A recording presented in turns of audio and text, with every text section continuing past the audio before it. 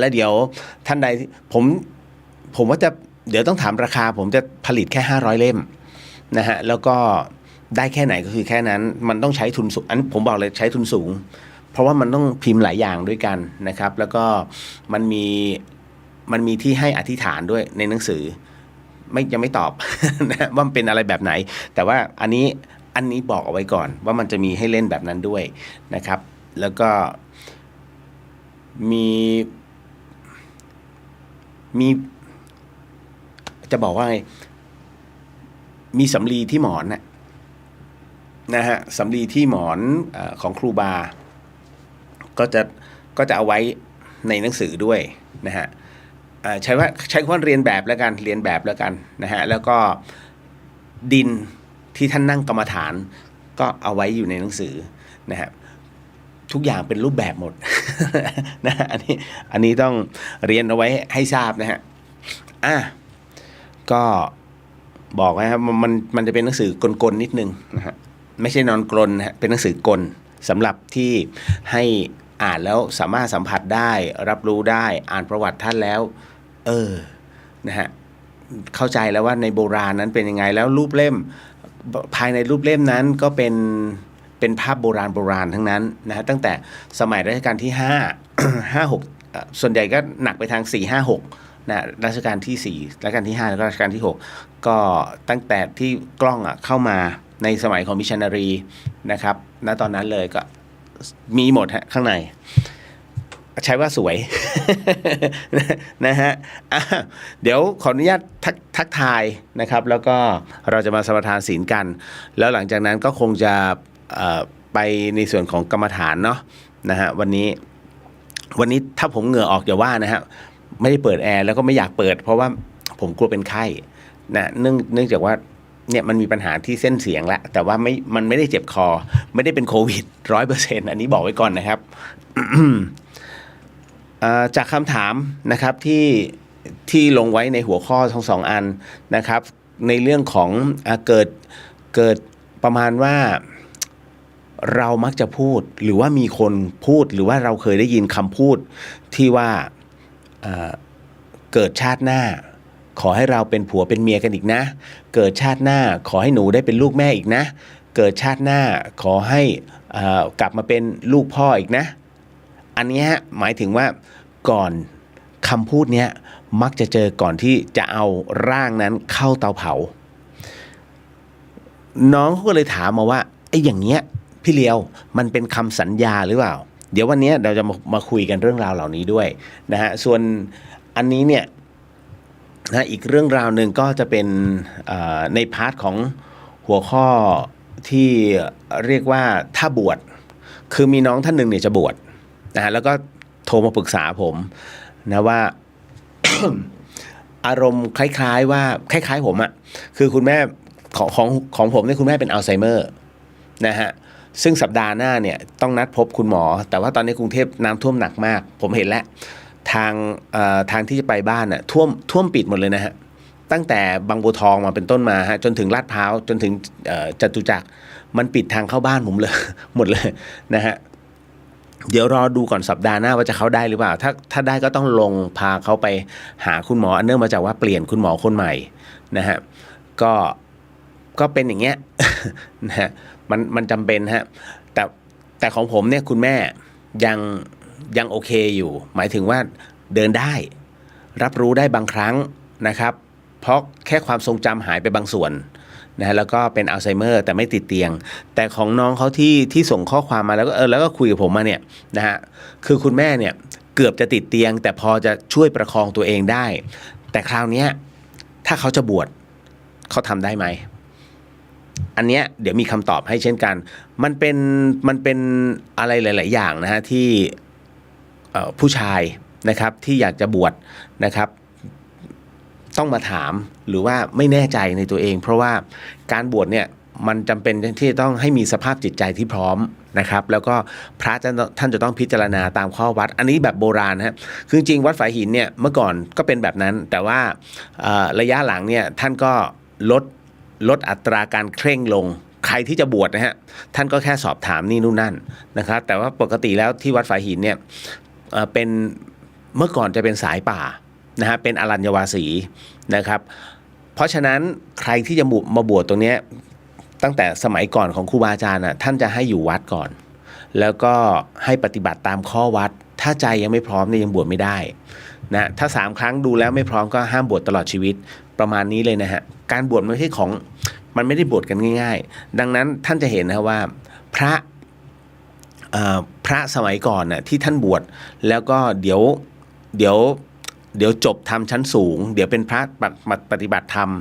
นะฮะอันนั้นท่านมีเหตุนะฮะที่มีความรักแล้วก็มีความแน่วแน่ในการบวชเป็นเพศบรรพชิตนะฮะดังนั้นท่านจึงตั้งใจมีความตั้งใจสูงไม่แปลกใจแต่ถ้าสมัยเนี้ยต้องมาดูกันเป็นรูปไปนะฮะต้องดูแบบนั้นนะฮะเพราะว่าเราก็เข้าใจนะครับว่าบางทีบวชเฉพาะกิจก็เยอะแล้วไม่ยอมสึกนะฮะก็เลยเหมือนกับว่ายาวไปเลยบวชเฉพาะกิจอะไรล่ะมีไม่กี่แบบหรอกครับนะฮะคือปกติแล้วเขาจะไม่อนุญาตแบบนี้แต่ว่าด้วยที่ผ่านมาเมื่อ10-20 ปีที่แล้วเนี่ยมันปรับเปลี่ยนหมดนะมันก็เลยมีผลแล้วเนี่ยมีผลแล้วนะฮะแล้วก็ยังคงมีผลต่อไป นะเอาละฮะมาเข้าสู่เรื่องราวกันนะเดี๋ยวขออนุญาตทักทายก่อนนะอันนี้กุ๊บกิ๊บสวัสดีค่ะพี่เรียวคุณแม่ฝากสวัสดีด้วยนะคะมีคำถามเหมือนเดิมค่ะฝากสวัสดีคุณแม่ด้วยค่ะกุ๊บกิ๊บฮะแล้วก็ฝากสวัสดีแล้วก็สวัสดีคุณพ่อด้วยนะครับแล้วก็สวัสดีจ้ะน้องกุ๊บกิ๊บมีคำถามเหมือนเดิมเด้อจ้า หนูเลิกงานดึกค่ะไม่มีแรงสวดมนต์เลยค่ะแก้ยังไงดีคะนะฮะข้อ2พระที่ถูกสัตว์ทำร้ายจนมรณภาพเจ้าของสัตว์ต้องตกนรกไหมคะเอาคำถามแรกก่อนเนาะนะฮะน้องไม่มีแรงสวดมนต์เลยค่ะเมื่อไม่มีแรงสวดมนต์ก็นอนแค่นั้นเลยฮะทำไมจึงไม่มีแรงสวดมนต์คืออย่างนี้ฮะจิตมันล้าเรื่องของเรื่องก็คือเราเหนื่อยมาทั้งวันเนี่ยบางทีจิตมันล้าให้นอนไปก่อน10 นาทีตั้งนาฬิกาปลุกเลยฮะพอน้องได้นอน10 นาทีเนี่ยคือจิตมันได้พักพอจิตมันได้พักเสร็จปุ๊บคราวนี้อยากจะทำอะไรนะมันจะอยู่ได้ยาวเอาจริงๆฮะก็เพราะฉะนั้นในเรื่องของภาวนาหรือว่าว่าด้วยศีลเนาะนะฮะว่าด้วยสมาธิแล้วก็ภาวนามันจะมาพร้อมเลยนะฮะตรงนั้นน่ะนะครับก็ลองดูวิธีนี้อย่างที่2พระที่ถูกสัตว์ทำร้ายจนมรณภาพนะฮะเจ้าของต้องตกนรกไหมล่าสุดนี้มีเหตุที่จันทบุรีจำได้เห็นภาพใช่ไหมฮะช้างป่าลงมาแล้วก็ใช้คำว่ากระทืบมันก็คงจะไม่รุนแรงหรอกเพราะมันเป็นภาพมันเป็นงั้นจริงนะฮะไล่พระภิกษุนะฮะซึ่งท่านก็รู้สึกจะอายุ40 กว่านะฮะก็ไล่ท่านจนท่านพลาดแล้วก็ลื่นนะฮะล้มลงช้างมันก็เลยเหยียบคือมันเหยียบด้วยเท้าหลังแล้วก็เตะแบบเตะกึ่งดีดด้วยเท้าหลังนะฮะภาพที่เห็นนะฮะอันนั้นอันหนึ่งนะอันที่2ประเภทหมานะฮะเป็นประเภทพวกพิษบูกัดไม่ปล่อยสมมุตินะฮะก็กัดจนมรณภาพมีเจ้าของก็ต้องบอกก่อนว่าถ้าเจ้าของไม่รู้เรื่องนะฮะอันเนี้ยเขาเรียกว่าไม่คิดแต่ทำจัดอยู่ในประเภทไม่คิดแต่ทำคือไม่คิดหรอกว่าหมามันจะเข้าไปขย้ำคนหรือว่าอะไรแบบนั้นทำหมายถึงว่าเลี้ยงมันไว้รู้ว่าพิษบูเนี่ยเป็นหมามันเป็นหมาต่างประเทศนะฮะคือพิษบูเนี่ย มันเป็นหมามันเขาเรียกเป็นหมาแข่งขันเคยเห็นไหมแข่งขันการกัดหมาฝรั่งมันชอบเล่นกันนะฮะกัดจนหมาฝ่ายใดฝ่ายหนึ่งตายไปข้างนั่นนะฮะนั่นคือกีฬาของเขาเป็นกีฬาทรมานสัตว์พิษบูจึงเป็นจัดว่าเป็นสัตว์ที่ดุร้ายมากนะฮะใครจะบอกว่าโอ้ยมันเชื่องสำหรับเจ้าของแต่ปัจจุบันนี้เห็นไหมฮะล่าสุดเมื่อวานใช่ไหมที่มีข่าวพิษบูกัดเจ้าของตายเห็นไหมเขาเรียกสัญชาตญาณกรณีแบบนี้รู้ว่ามันดุมากแต่ก็ยังเลี้ยงเอาไว้นะฮะซึ่งมันเป็นสายพันธุ์ของเขาเข้าใจนะฮะเพราะฉะนั้นนะตรงนี้มีส่วนในกรรมนั้นด้วยเช่นกัน นะครับเพราะว่ารู้ทั้งรู้ไงแล้วก็ไม่ดูแลเขาอย่างดีนะเมื่อปล่อยไปแล้วก็ไปกัดพระสงฆ์อย่างเงี้ยฮะมีส่วนในตัวกรรมด้วยเช่นกันนะฮะน้องลิลลี่สวัสดีครับพี่เลียวรายงานตัวค่ะสวัสดีครับผมนะฮะตีลิเวอร์พูลสวัสดีครับพี่เลียวสวัสดีจ้านะฮะแล้วก็ตามมาด้วยทางด้านนี้ฮะคุณณัฐสิทธิ์สวัสดีครับพี่เลียวสวัสดีครับผมนะฮะคุณหนึ่งสวัสดีครับพี่เลียวสวัสดีครับคุณหนึ่งน้องแหม่มมาสวัสดีครับพี่เลียวน่าจะมากทมนะครับฝนจะได้หยุดตกค่ะจริงๆว่าจะลงแต่ว่ามันมีอุปสรรคแต่ครั้งนี้ผมว่าผมต้องขึ้นรถทัวร์นะไม่ขับรถลงอ่ะไม่คุ้ม ตอนนี้น้ำมันโลกขึ้นมา2 วันแล้วนะผมว่าพรุ่งนี้ยังคงที่อยู่เบนซินของเราแต่ว่าวันพุธน่าจะขึ้นรีบไปเติมเชื่อเหอะ นะเบรกมันขึ้นนะฮะต่อมาคุณจันยาสวัสดีค่ะคุณเรียวสวัสดีครับผมขอบพระคุณมากๆฮะคุณจันยานะฮะของขวัญวันเกิดถึงแล้วนะครับแล้วก็ถูกใจมากนะฮะแล้วก็เช็คพลังแล้วโอ้โหตึบ นะสาธุนะฮะเป็นของขวัญจากวัดท่าสุงครับ นะฮะน้องแมมพี่เลียวดื่มน้ำอุ่นค่ะโอ้โหอุ่นไม่รู้จะอุ่นไงนะอุ่นยันร้อนน่ะน้องแหม่ม นะคือประมาณถ้าใช้คำว่าลวกเส้นเสียงเนี่ยมันคงลวกไปแล้วฮะเสียงผมเลยเซ็กซี่ไง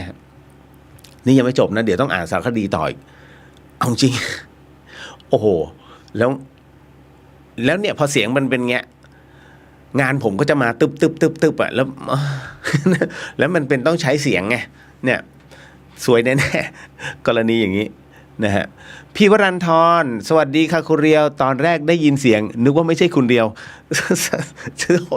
ผมไม่รู้จะพูดยังไงสวัสดีครับพี่ โอ้ยไม่เห็นตัวใช่ไหมฮะ ภาพล้มเดี๋ยวใจเย็นๆฮะresolution นะด้วยคลื่นเชียงใหม่ฝนยังตกอยู่นะเพิ่งจะหยุดไปเมื่อช่วงสัก4 โมงเย็นที่ผ่านมาฮะ4 โมง 5 โมงประมาณนี้นะครับแล้วน้ำท่วมห้องผมทำเละเลยคือเอาผ้าลองแล้วไม่ได้คืออย่างนี้ฮะปกติจะไม่ท่วมนะฮะเพราะว่ามันด้วยโครงสร้างของมันเนี่ยเมื่อก่อนเนี่ยนะฮะผู้สร้างเนี่ยเขาก็ยืนยันว่ามันไม่มีทางที่จะน้ำมันหรือว่าตึกมันซุดอ่ะใช้คำว่าตึกซุดแล้วกันเอางี้นะ มันเป็นการถมคุณผู้ฟังครับผมไม่รู้หรอกนะฮะว่าน้องๆที่เรียนวิศวะหรือว่าคุณผู้ฟังท่านใดที่เป็นวิศวะลองฟังดูนะทฤษฎีของผมเองเป็นทฤษฎีของนักนิเทศศาสตร์แล้วกันดินเนี่ยต่อให้ถมแค่ไหนให้ทิ้งไว้เป็นปีมันไม่ใช่คือความควบแน่นของดินเนี่ยมันสู้ดินที่แบบแน่นแบบธรรมชาติไม่ได้อันนี้เข้าใจใช่ไหมฮะพอเราสร้างโครงสร้างมาเนี่ยที่มันมีรับน้ำหนักมากแน่นอนที่สุด5 ปีแรกไม่มีปัญหานะฮะเพราะฉะนั้นคุณจะเห็นว่าในเรื่องของการสร้างอะไรต่างๆเนี่ยบ้านทั้งหลายทั้งปวงเนี่ยบางทีปี2 ปีแรกไม่มีปัญหาปีที่3เริ่มมีฮะนั่นเขาว่า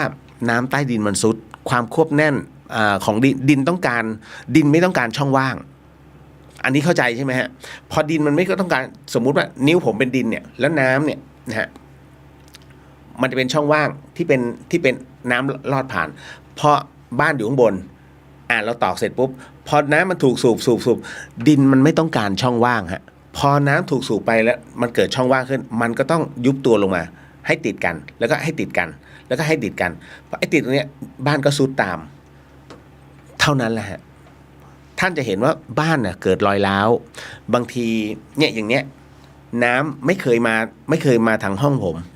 มันเลี้ยวฟืดจากที่เคยตรงลงท่อลงห้องน้ำไปไม่เลี้ยวรู้ทันทีเลยว่าดินมันซุดนะฮะเพราะฉะนั้นใครจะบอกดินไม่ซุดไม่จริงเถียงหัวชนฝาเกือบทุกตึกฮะเกือบทุกตึกเกือบนะฮะทั่วประเทศไทยมักเป็นอย่างนี้เสมอนะฮะผมก็งงในตรรกะของการคำนวณนะฮะคอนโดก็เป็นจริงๆฮะนะฮะพื้นคอนโดซุดทุกที่สังเกตได้ฮะเอาตรงถนนที่ผมบอกอะ ที่เคยลาดตรงๆอ่ะมันยุบลงน้ำในดินนี่แหละหลักการง่ายๆใช่ไหม นะผมไม่ต้องไปเสียให้กับสภาวิศวกรรมอ่ะดูปุ๊บก็รู้แหละ มันเป็นเพราะว่าเราอย่างผมไปเมืองจีนไงฮะหรือว่าไปเวียดนามเนี่ยก็จะไปอยู่เรื่อยๆนะครับก็จะเห็นวิธีการของมันอ่ะโอ้โหสุดยอดอ่ะจึงเข้าใจว่าทำไมอเมริกาถึงหมั่นไส้จีนเขาอเมริกาตามจีนไม่ทันนะเอาจริง เนี่ยถึงได้เนี่ยหาเรื่องกันไม่พูดการเมือง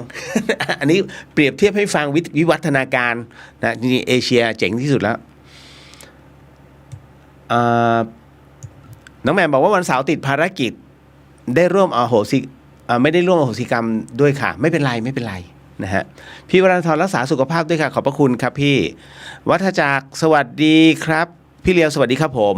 นะฮะพี่ณัฐนันบอกว่าเสื้อผ้าต้องใช้ตัวเล็กไหมขนาดไหนพี่จะได้ซื้อเอาได้หมดครับพี่เด็กอ่อนก็มีฮะเพราะว่าคือในบ้านเสาหินเนี่ยมันเป็นพื้นที่กันดาร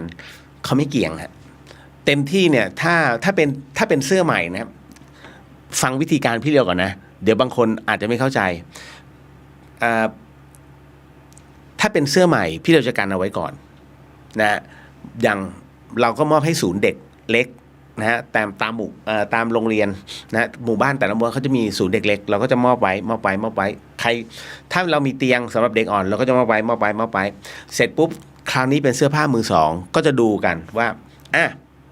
ปูพื้นนะฮะเอาพลาสติกปูเสื้อเทฟึบวางนะฮะกางเกงเทฟึบวางนะฮะเสื้อเด็กเทฟึบวางเป้เทฟึบวางคราวนี้จะคัดมาทีละ10 คนนะฮะให้ชาวบ้านเขามาทีละ10 คนให้คนละ1 ชุดหยิบนั่นนะฮะดูเหมือนไม่ยุติธรรมใช่ไหมแต่มันจำเป็นฮะนะฮะจะไม่ให้แบบเข้ามาสุมนุมไม่เดี๋ยวเหยียบกันตายซึ่งใช้วิธีนี้มันก็จะง่ายหน่อยนั่นแหละครับเนี่ยฮะโดยปกติจะใช้วิธีแบบนี้นะส่วนถ้าเหลือปุ๊บเก็บพับทุกคนที่เอาไปมาช่วยกันพับข้าวเสร็จปุ๊บแล้วก็มอบให้กับไม่วัดก็ให้กับทางพ่อหลวงดูแลหรือว่าครูแล้วคอยมอบให้นะฮะถ้าบ้านไหนไม่มีแล้วอยากจะมาขอก็จะใช้วิธีนี้นะครับก็เลยต้องบอกว่าอันนี้ก็คือเราใช้กับชาวดอยเนาะนะครับคุณย่าสโนสวัสดีค่ะคุณเรียววันเสาร์ที่ขณะของโหสิกรรมนั้นมีอาการมึนศีรษะโดยไม่มีสาเหตุมาก่อนค่ะพอกรวดน้ำอาการมึนก็จะหายค่ะขอคำชี้แนะด้วยเป็นภวังค์ครับพี่เป็นปิติอย่างหนึ่งครับนะฮะแล้วก็ เป็นการดูดนะครับเป็นการมาทักทายของนะเจ้ากรรมนายเวร นะฮะแล้วก็พอมีการอุทิศเกิดขึ้นนะครับเขาก็ได้รับในส่วนนั้นเล่าสู่กันฟังคุณย่าแค่นั้นนะฮะ เพราะว่าผมก็ช่วยได้ในระดับหนึ่งนะครับหลายๆท่านที่มีอาการนะฮะมีทั้งร้องไห้มีทั้งสั่นมีทั้งหาวน้ำตาไหลนะครับแล้วก็คือหนักกับคุณย่ามีพอเหมือนกับพอสั่นเสร็จปุ๊บแล้วพอเขาหยุดเสร็จปุ๊บเนี่ยแล้วเขาเกิดอาการหัวเราะอันนี้แฟนเขาบอกนะฮะอันนี้คือตอนอโหสิกรรมพอช่วงให้โหสิขอโหสิให้โหสิขอโหสิแล้วก็ให้โหสิให้โหสิปุ๊บเขาหัวเราะกากเลยฮะฮ่าฮ่าฮ่าฮ่าฮ่านะฮะ แล้วก็พอสาธุเสร็จปุ๊บเนี่ยแล้วพอผมถามว่าให้เนี่ยให้กันเต็มที่นะฮะแล้วก็ไม่มีมาร์คใครไว้นะพอเขาบอกว่าให้สุดจิตสุดใจเนี่ยนะครับอาการนั้นหายทันทีฮะหายเลยนะครับก็เลยบอกว่าแล้วเมื่อเช้าหมายถึงว่าอีกวันหนึ่งเขาเล่าให้ฟังบอกแล้วเมื่อเช้าได้ใส่บาตรไหมเขาไม่ได้ใส่บอกเดี๋ยวอย่างวันเนี้ยพอตอนเช้าถ้ามีโอกาสไปใส่บาตรซะนั่นน่ะก็ให้ใครก็สักคนหนึ่งอ่ะเพราะว่าเราก็ไม่รู้หรอกว่าเป็นใครนะฮะคืออารมณ์เนี้ยมันมีเกี่ยวเนื่องเกี่ยวข้องหลายภพหลายชาติตอบไม่ได้หรอกครับ ท่านจะไปให้ใครมาย้อนอดีตชาติคงไม่ได้ แต่ว่าให้รับรู้แล้วกันว่ามันก็จะมีเรื่องราวแบบนี้เสมอๆนะฮะอย่าบอกว่าเฉพาะคนไทยที่งมงายไม่ใช่นะครับเรื่องราวเหล่านี้ศาสนาพุทธเป็นศาสนาเดียวที่กล้าที่จะพูดแล้วฟันธงว่ามันมีเรื่องมีเรื่องภพชาติมันมีจริงนะแต่ศาสนาอื่นไม่กล้าที่จะฟันธงเพราะว่าเขาต้องใช้คำว่าพิสูจน์แต่คุณจะพิสูจน์พระพุทธเจ้าพิสูจน์มาหมดแล้วแล้วก็ท่านจึงหยิบเอาแก่นเนี่ยทั้งหมดทั้งมวลมาสอนนะฮะอะไรที่ไม่ใช่ความจริงท่านคงไม่สอนนะฮะและเชื่อไหมสิ่งที่พระพุทธองค์สอนนะฮะเป็นเรื่องที่เรามองข้ามหมดเลยเพราะมันใกล้ตามากอยู่แค่ปลายขนตาฮะแต่เรามองไม่เห็นพระพุทธเจ้าเห็นท่านจึงชี้ตึ้งนั่นแหละเพราะเราชอบมองไกลตัวมากแต่ลืมมองที่ขนตาแค่นั้นนะฮะครับสวัสดีครับพี่เรียววันนี้ได้ฟังต้นชั่วโมงเลยขอให้พี่เรียวสุขภาพแข็งแรงเสมอขอบคุณจ้านะฮะคุณจินชานะฮะกราบนมัสการพระอาจารย์เจ้าค่ะพระอาจารย์อยู่ข้างนอกแล้วสวัสดีค่ะคุณเรียวเสียงนาสิกเสียงไม่ได้ขึ้นนาสิกนะจมูกไม่ตันแต่เส้นเสียงน่ะแย่พรุ่งนี้อาจจะขอหยุดจริงผมอยากจะพักนิดนึงฮะคุณเรียวดูแลตัวเองด้วยนะคะเอางี้ไหมคะเชิญชวนทุกท่านที่มาร่วมอโหสิกรรมตักบาตรหรือสังฆทานตอนเช้าแล้วก็ร่วมถือศีล8ตลอดวันเพื่อช่วยเพิ่มกำลังให้ตนเองและคุณเรียวด้วยดีไหมคะเชิญชวนไม่ได้บังคับน่าสนใจฮะเดี๋ยวขอไปพิจารณาแต่ว่าไม่เป็นไรอันนี้ดูแลตัวเองได้เพราะว่าเพิ่งจะเมื่อวานนี้ส่งกลับ หลายอย่างนะฮะมีคนถามด้วยเช่นกันฮะว่าพระสังฆทานทิพย์แล้วก็สัตตมหาสังฆทานนั้นนะฮะต่างกันรู้เลยว่าอันนี้น่าจะเป็นกลุ่มแพนด้าหรือว่าศิษย์หลวงพี่เดี๋ยวจะอธิบายให้ฟังแล้วกันนะฮะตามมาด้วยมิตรชัยสวัสดีครับพี่เลียวสวัสดีครับนะฮะอันนี้ติ๊กสวัสดีครับพี่เลียวสวัสดีค่ะน้องติ๊กนะฮะคุณจินชาการสวดมนต์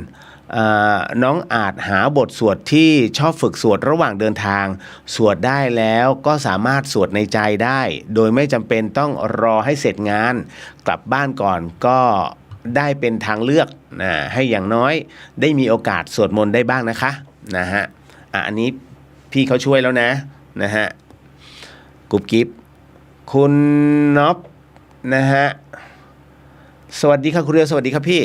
นะฮะคุณจันยะคิดว่าจะถามเรื่องพลังกับคุณเลียวพอดีเลยฮะนะฮะพลังแน่นเลยครับอันนั้นแล้วก็ช่วยผมได้เยอะเพราะว่าเมื่อวานนี้ที่ถ่ายออกไปอ่ะเพราะว่าอันนี้แหละ นะไม่บอกครับไม่บอก ว่าคุณจันยามอบอะไรให้ นะฮะโอ้ดีมากนะแล้วก็ อะไรหลายๆอย่างนะฮะเข้ามาพอกระทบเนี่ยมันชิ่งออกนะครับหมดแล้วเดี๋ยวขออนุญาตนะครับนำในส่วนของการสมาทานศีลนะครับแล้วหลังจากนั้นเรามานั่งสมาธิกันเนาะนิดหนึ่งแล้วก็จากนั้นค่อยมาพูดคุยกันท้ายชั่วโมงวันนี้มันจะมีเรื่องหลอนๆนิดนึงนะฮะในค่ายทหารซึ่งน้องเขาก็ส่งมานะครับแล้วก็มันเป็นคำถามไงพอมันเป็นคำถามเนี่ยซึ่งมันมีสตอรี่อยู่ผมจะข้ามสตอรี่ไม่ได้ดูแล้วก็ใช้ได้นะจ๊ะก็เลยเอามาเล่าสู่กันฟังแล้วคือน้องก็ถามวิธีแก้ไขนะฮะเอาละถ้าพร้อมแล้วนะครับเดี๋ยวขออนุญาตเนาะใครที่อยากจะร่วมทำบุญนะฮะผมจะบอกอย่างหนึ่งก็คือว่าในช่วงเดือนนี้เป็นไปได้ทำบุญตึกสงฆ์อาพาธหรือว่าร่วมเป็นเจ้าภาพพระสงฆ์ภัตตาหารของพระสงฆ์ไม่เท่าไหร่หรอกครับนะฮะก็ช่วยเหลือท่านนะฮะอันเนี้ยดีกว่านะครับณช่วงนี้นะเฉพาะช่วงเดือนนี้นะครับแล้วเสร็จแล้วก็อย่าลืมโมทนาให้กับสัมภเวสีด้วยนะแล้วก็เจ้ากรรมนายเวรเราด้วยตัวเราได้อยู่แล้วนะครับพร้อมเนาะเดี๋ยวขอ นะโมฮะ3 จบนะโมตัสสะภะคะวะโตอะระหะโตสัมมาสัมพุทธัสสะนะโมตัสสะภะคะวะโตอะระหะโตสัมมาสัมพุทธัสสะ นะโมตัสสะภะคะวะโตอะระหะโตสัมมาสัมพุทธัสสะพุทโธธัมโมสังโฆศีลข้อ 1ไม่ฆ่าสัตว์ศีลข้อ 2ไม่ลักทรัพย์ศีลข้อ 3ไม่ประพฤติผิดในกามศีลข้อ 4ไม่พูดเท็จศีลข้อ 5ไม่ดื่มสุราและของมึนเมาบัดนี้ข้าพเจ้าตั้งใจรักษาศีลแล้วบัดนี้ข้าพเจ้าคือผู้มีศีลข้าพเจ้าผู้มีศีลละอายต่อการทำความชั่วกลัวต่อผลของบาปกรรมข้าพเจ้าผู้มีศีลมีหิริโอตปะมีกายเป็นมนุษย์มีใจเป็นเทวดาเป็นมนุษย์เทโวเข้าถึงความเป็นสหายกับเหล่าเทวดาทั้งหลายณบัดนี้ข้าพเจ้าทั้งหลายขออดโทษลดกรรมที่ข้าพเจ้าประมาทพลาดพลั้งในช่วงวันนี้ลงในฉับพลันและขอให้กรรมดีที่ข้าพเจ้าหรือเหล่ากัลยาณมิตรได้ทำไว้นั้นขอจงมาแทรกส่งผลบุญนี้ให้ข้าพเจ้าได้มีความสุขและประสบผลสำเร็จตลอดไปเทินสาธุสาธุสาธุอนุโมทามิครับ ก็เสร็จลงไปเสียง เสียงมันจะหายว้าไปเลยนะครับ มันเหมือนโดนเค้นให้ออกไปนอกสารระบบของคำพูดนะมาก็เป็นอีกหนึ่ง เรื่องราวนะฮะเดี๋ยวเราจะนั่งสมาธิกันนะครับในระยะสั้นๆก็คือ3นาทีนะฮะแล้วก็ท่านใดถนัดแบบไหนก็ถนัดแบบนั้นนะครับท่านใดที่ถนัดกรรมฐานน้ำเย็น ย้ำอีกครั้งหนึ่งหลายๆท่านสงสัยอะไรคือกรรมฐานน้ำเย็นเดี๋ยวผมอธิบายก่อนแล้วกันนะฮะใครอยากนั่งไปก่อนนะฮะคือน้องๆที่เพิ่งจะฟังนะฮะก็จะบอกว่าที่พี่เลียวให้ทำสมาธิทุกๆครั้งเพราะว่าวันนี้ทั้งวันเนี่ยน้องเหนื่อยมาจากการเรียนหรือว่าน้องๆเหนื่อยมาจากหน้าที่การงานดังนั้นการให้นั่งสมาธิก็คือการล้างทั้งหมดทั้งมวลให้มันว่างนะให้รู้จักกับคำว่าว่างแล้วก็รู้จักนิ่งนิดนึงนิ่งในที่นี้เพื่อที่จะดูตัวเราเองดูลมหายใจนะฮะลองสะกดตัวจิตของเราเนี่ยให้มันอยู่กับตัวเราให้ได้นานที่สุดโดยที่ไม่วอกแวกนะฮะแต่ถามว่ามันวอกแวกมันวอกแวกแต่ให้มันวอกแวกไปแล้วก็เดี๋ยวมันก็จะกลับมาเพราะว่าเรามีหลักของเราอยู่แล้วนะหลักอยู่ที่ตรงไหนแล้วแต่เลยฮะน้องจะวางไว้ที่ปลายจมูกนะน้องจะวางไว้ที่สะดือน้องจะวางไว้ที่ท้องน้อยได้หมดหรือจะมองไว้ที่ย้อนกลับไปขึ้นกลางกระหม่อมได้หมดเลยฮะนั่นคือสิ่งที่น้องสามารถกำหนดตัวสมาธิให้ได้นะฮะเพราะฉะนั้นกรรมฐานน้ำเย็นเนี่ยน้องต้องมีน้ำเย็นๆ1แก้วหรือ1ขวดเล็กแล้วหลังจากนั้นเนี่ยให้ดื่มลงไปทันทีฮะพอดื่มลงไปเสร็จปุ๊บเนี่ยให้ความเย็นนั้นมันไหลลงไปเรื่อยๆฮะไหลลงไปเรื่อยๆให้น้องรับรู้ว่าความเย็นอ่ะมันไปสุดที่ไหนท้ายที่สุดแล้วถ้ามันสุดที่สะดือตบมาอีกตบความรู้สึกนั้นให้มันลงไปอีกให้มันลงไปต่ำกว่าสะดือนิดหนึ่งเขาเรียกท้องน้อยให้มันอยู่ตรงนั้นฮะแล้วหลังจากนั้นเอาสติน้องตามลงไปนะฮะตามลงไปตามยังไงจริงๆน้องตามอยู่แล้วนะฮะความเย็นคือโจรสติ นะฮะก็คือสิ่งที่มันติดตามไปนะฮะติดตามไปเอาสติจับไปฮะสติให้เป็นตำรวจจับมันไว้จนกระทั่งตรงนั้นน่ะให้รับรู้ถึงความเย็นแล้วมันจะกลายเป็นความว่างให้น้องระลึกถึงความว่างไว้เกาะมันไว้นะฮะให้ได้3นาทีนะฮะมันเป็นคณิกะสมาธินะฮะมันเป็นสมาธิเบื้องต้นแต่ถ้าต่อได้เรื่อยๆมันจะเป็นอุปจารสมาธิมันจะเป็นสมาธิที่ค่อนข้างจะยืดออกไปอีกนะฮะเอาละนะฮะถ้าพร้อมแล้วท่านใดถนัดแบบไหนพองยุบจัดไว้ได้เลยท่านใดที่พุทโธก็พุทโธได้เลยนะฮะดังนั้นขอเวลาเพียง3นาทีนะครับ กับณตรงนี้ นะฮะในเรื่องของการนั่งสมาธิผมขออนุญาตบรรยายไปด้วยนะครับเพราะว่าเราอยู่ในลักษณะของการออนแอร์ทางสถานีวิทยุดังนั้นจะปล่อยให้เดดแอร์ไม่ได้นะครับถ้าพร้อมแล้วนั่งสมาธินะฮะการนั่งลมหายใจปกติเลยไม่ต้องเกรงนะครับตาก็หลับนะฮะแล้วก็หูถ้าดับมันได้ก็ดับมันซะหมายถึงว่าพยายามอย่าไปฟังเสียงอะไรมากนะฮะถ้าฟังแล้วจิตมันโน้มตามเราก็รีบดึงกลับมาแค่นั้นเองนะฮะถ้าพร้อมตอนนี้เป็นเวลา23:38 นาทีนะครับ3 นาทีเนาะครับผมเริ่มเลยนะครับค่อยๆหลับตาลงนะค่อยๆหลับตาลงนะฮะก็จะบอกว่า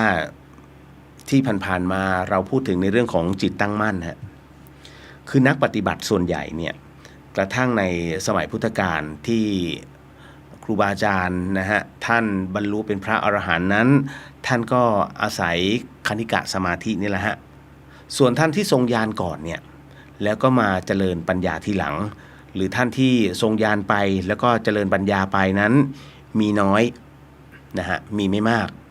คนส่วนใหญ่ก็คือคนอย่างพวกเรานี่แหละที่เข้าฌานไม่เป็นสมัยพุทธกาลก็ไม่ใช่ทุกคนที่จะเข้าฌานได้ชาวบ้านส่วนใหญ่ก็เข้าฌานไม่เป็นอาศัยการฝึกสติพระพุทธเจ้านั้นท่านสอนสติปัฏฐานมีสติร่างกายขยับถ้าเราขาดสติที่แท้จริงร่างกายขยับจิตก็จะไปตรึกตรองในเรื่องราวอื่นๆร่างกายขยับยังไม่รู้เลยอันนี้ใช้ไม่ได้เลยฟุ้งซ่านจิตมันเป็นอกุศลพวกที่พี่พัฒนามากขึ้นร่างกายก็ขยับแล้วก็รู้สึกจิตมันจะไม่ไปนะมันไม่ไปจมมันจะไม่ไปแช่อยู่ในร่างกายนักปฏิบัติรุ่นหลังๆนั้นมานี่ทำกรรมฐานอะไรจิตก็ไปจมแล้วก็แช่อยู่กับอารมณ์กรรมฐานอันนั้นนะฮะณตรงนี้นี่เองหลวงพ่อท่านเคยเล่าว่าตอนที่หลวงพ่อภาวนาไปแล้วเนี่ยนะฮะก็ต้องบอกฮะว่าณตรงนี้หลวงปู่เทศเนี่ยฮะท่านก็บอกว่าตอนที่หลวงพ่อภาวนาไปแล้วหลวงพ่อเข้าไปตามวัดหลวงพ่อไปเห็นบางทีกลางค่ำกลางคืนนั้นภาวนาคนรุ่นก่อนเขาภาวนาจริงจังกว่าคนรุ่นเรานะคนรุ่นเราเนี่ยมัวแต่ดูบอลดู Facebook ดูอะไรบ้าๆบอๆไปไม่ได้ภาวนาคนแต่ก่อนนั้นเข้าวัดแล้วก็ภาวนากันเยอะมากแต่ละวัดบางทีก็ตั้งหลายร้อยคนนั่งสมาธิกันเดินจงกรมกันกลางค่ำกลางคืนหลวงพ่อก็ไปเดินแล้วก็ดูไม่ได้ปฏิบัติเขานั่งสมาธิอยากรู้ลมหายใจจิตเขาเคลื่อนไปจมอยู่กับลมหายใจจิตไปตรึกอยู่ที่อารมณ์ลมหายใจจิตไปจมแล้วก็แช่เคล้าเคลียอยู่กับลมหายใจจิตไม่เป็นผู้รู้เพราะจิตมันไหลไปอยู่ที่ลมพวกดูท้องพองยุบนั้นจิตไหลลงไปอยู่ที่ท้องไม่เห็นหรอกว่าจิตตรึกถึงท้องนี้ก็คือวิตกจิตเขาเคลียจมแช่อยู่ที่ท้องก็คือวิจารณ์ฉะนั้นไม่มีตัวรู้หรอกมันยังมีวิตกวิจารณ์อยู่ทำอย่างไรมันจะเกิดตัวรู้อย่างหายใจอยู่แล้วก็จิตนั้นมันไหลไปในความว่างหรือไหลไปอยู่กับลมหายใจไหลไปอยู่ที่ท้องเดินจงกรมอย่างนี้ไหลไปอยู่ที่เท้าหรือไหลไปอยู่ที่ร่างกายทั้งร่างกายหรือนั่งสมาธิอยู่แล้วก็ฟุ้งซ่านจิตนั้นไหลไปจิตมันไหลไปแล้วก็ไปจมไปแช่อยู่ในอารมณ์อันใดอันหนึ่งตรงที่มันเข้าไปยึดอารมณ์ไว้ไปจับอารมณ์ไว้เรียกว่ามันตรึกมันวิตกตรงที่มันไปจมแช่อยู่กับอารมณ์อันนั้นมันเรียกว่าวิจารณ์ถ้ามันมีวิตกวิจารณ์แล้วเนี่ยจิตเป็นหนึ่งอยู่ตรงนั้นมันก็จะได้ฌานแล้วแต่อารมณ์บางอย่างไม่ถึงฌานได้แค่อุปาจารสมาธิอย่างถ้าพุทโธเฉยๆนี่จะเข้าอุปจารสมาธิแต่ถ้าพุทโธแล้วดูจิตไปด้วยเข้าถึงอรูปฌานอรูปฌานนั้นลีลาของสมาธิมันเยอะนะฮะก็ต้องบอกว่าอันนี้ ไม่มีจิตผู้รู้แล้วก็แยกขันธ์ไม่ได้นั่นเองเอาละครับค่อยๆถอนสมาธินะฮะค่อยๆถอนสมาธิค่อยๆลืมตาค่อยๆลืมตานะฮะเอาละ เมื่อถอนสมาธิแล้วโมทนาสาธุนะครับโมทนาสาธุแล้วก็โมทนาสาธุกับทุกท่านที่เข้าสมาธิเป็นการเข้าสมาธิแบบสั้นๆนะฮะเพียงแค่สั้นๆเราก็สามารถรับรู้ตัวเราได้แล้วว่าเราคุมความว่างได้แค่ไหนเราคุมสมาธิของเราได้มากน้อยแค่ไหนตัวท่านเท่านั้นที่รู้พี่เลียวไม่รู้หลายๆท่านข้างๆก็ไม่รู้เพราะฉะนั้นตัวเราคือผู้รู้ฮะนะครับเอาละเพราะฉะนั้นเดี๋ยวต้องอย่าบอกว่าพรุ่งนี้เลยผมไม่มั่นใจพรุ่งนี้อย่าใช้คำว่าวันพรุ่งนี้จะมีวันของผมมันบ่แน่ ถูกไหมนะฮะ เพราะฉะนั้นเนี่ยเดี๋ยวถ้าเสียงหายถ้าเสียงหายดีไม่ใช่เสียงหายมันพูดไม่ได้ถ้าเสียงหายดีแล้วเนี่ยเดี๋ยวค่อยมาว่ากัน นะเอาล่ะ ก็เป็นอีกหนึ่งเรื่องราวนะฮะสำหรับวันนี้นี่แหละครับเดี๋ยวจะมาตอบคำถามเหมือนเดิมนะครับน้อยหนาอนุโมทามิสาธุจ้าครับผมขอบคุณมากค่ะน้อยหนา นะฮะแล้วก็เดี๋ยวจะลืมไปเข้าเรื่องราวก่อน ไม่ที่มี ที่มีผู้ถามเอาไว้นะฮะก็ในส่วนของคำถามต่างๆน้องๆก็ถามว่าพี่เลียวแล้วจะให้ผมถามที่ไหนที่จะต้องส่งมาให้พี่เลียวอินบ็อกซ์ฮะทุกคนเขาก็ส่งในอินบ็อกซ์นะฮะแล้วผมก็จะก๊อปปี้แล้วก็เอามาแปะแต่คราวนี้หลายคนคิดว่าผมเก่งผมไม่ได้เก่งนะในเรื่องของการตอบนะฮะเพียงแต่ว่าพอก๊อปปี้มาวางเนี่ยผมจะมีเวลาอยู่ประมาณ1 ชั่วโมงก่อนเข้ารายการนะฮะเสร็จปุ๊บเนี่ยผมจะดูคำถามก่อนว่าคำถามแต่ละท่านเนี่ยที่ส่งมาคือบางท่านก็โวยว่าหนูส่งไปให้พี่เลียวนานแล้วทำไมพี่เลียวถึงไม่อ่านคืออย่างนี้น้องไม่ใช่คนเดียวที่ส่งมาให้ผม นะคือบางทีพี่เลียวก็ข้ามไปคุณลองเลื่อนในส่วนของ Messenger นะฮะคือบางทีตามันลายก๊อปเสร็จปุ๊บ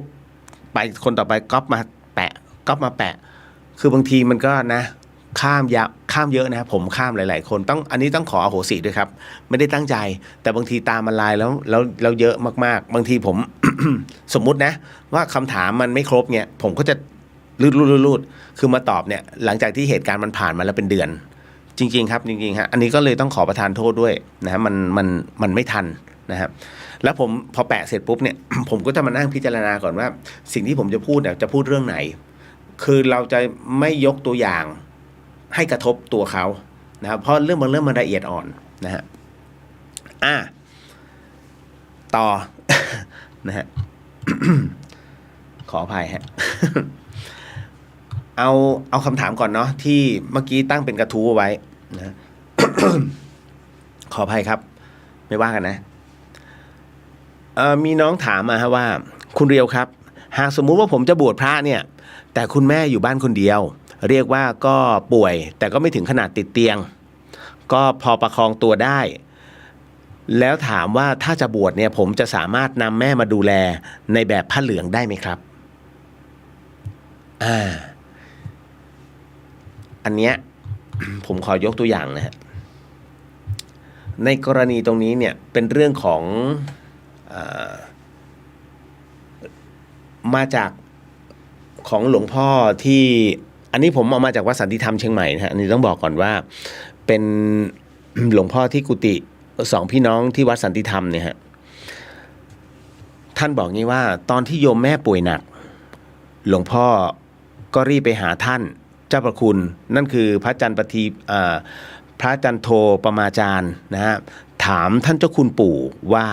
หลวงพ่อครับถ้าผมจะดูแลแม่เนี่ยจะต้องถูกเนื้อต้องตัวสีกาเป็นอาบัติผมจะปฏิบัติดูแลแม่ได้ไหมครับอันนี้พระถามพระผู้ใหญ่นะฮะถ้าไม่ได้ผมจะสึกมาดูแลแม่ผมเพราะเหลือแม่ผมแค่คนเดียวเพราะแม่ผมเหลือผมแค่คนเดียว หลวงปู่คำพันธ์จันทูปโมหรือว่าพระอาจารย์จันโทปมาจารย์นะฮะก็ท่านก็ตอบหลวงพ่อไปว่าดีแล้วลูกนะฮะดีแล้วลูกอุ้มเอ๋ยนะการดูแลแม่ไม่ผิดหลักธรรมวินัยดอกให้ทำไปนะฮะเพราะฉะนั้นตรงนี้นะครับที่เล่าให้ฟังเพราะว่ามีกรณีตรงนี้เกิดขึ้นนะก็คือเป็นภาพของพระอาจารย์บุญอุ้มฮะจำได้ไหมฮะที่มีพระรูปหนึ่งท่านดูแลแม่อาบน้ำให้แม่นะครับแล้วก็จนกระทั่งปัจจุบันนั้นแม่ท่านก็ได้เสียชีวิตลงนะครับเพราะฉะนั้นถามว่าทำได้ไหมมียุคแรกๆนะฮะอรหันต์คีย์บอร์ด ด่าท่านมากคือเพราะความไม่รู้ของโยมนะฮะคิดว่าการที่เรารู้อะไรงูปลาเนี่ยพระห้ามโดนตัวสตรีนี่นู่นนั่นเนี่ยฮะและเราไปใส่ความรู้สึกลงไปแล้วก็ไปว่าท่านแต่สิ่งหนึ่งเนี่ยที่ลืมไปก็คือนี่แม่คือบุพการีนะฮะดังนั้นเนี่ยพระภิกษุนั้นท่านทำตามท่านเป็นผู้เผยแผ่คำสอนขององค์พระสัมมาสัมพุทธเจ้าในเมื่อพระศาสดายังต้องตามแม่แล้วทำไมท่านจะอุ้มแม่มั่งไม่ได้งงไหมฮะทำไมพระศาสดาตามแม่ก็เพราะว่าจำได้ไหมฮะ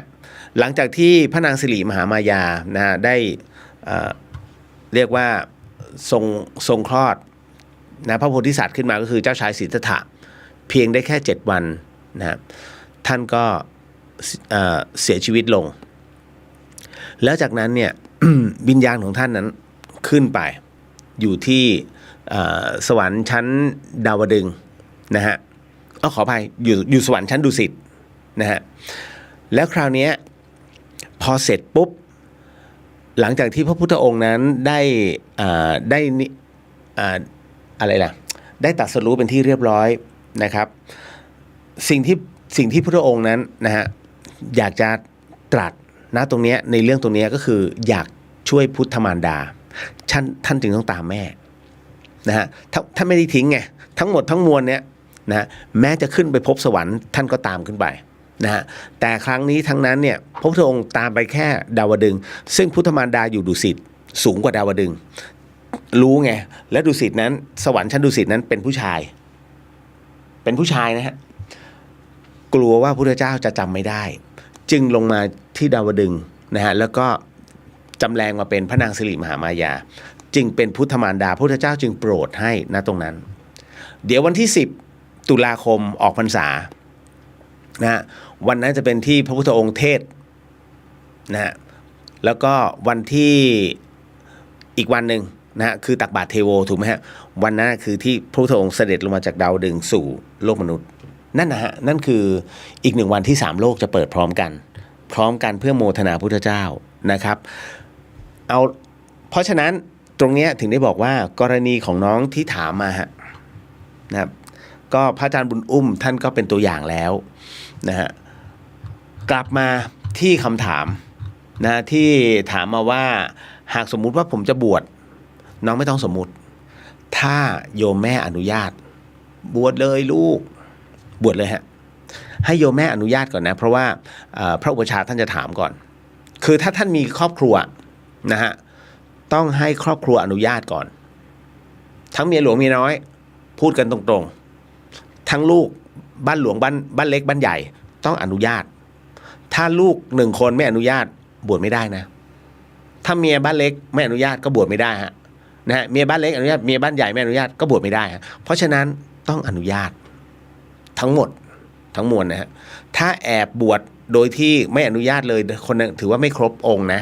ระวังด้วยฮะนะถือว่าเป็นผู้ปกครอง ถือว่าเป็นครอบครัวฮะนะครอบครัวต้องอนุญาตทั้งหมดนะฮะกรณีตรงนี้ฮะ นะฮะก็เลยต้องบอกก่อนว่ากรณีของน้องที่จะบวชเนี่ยฮะ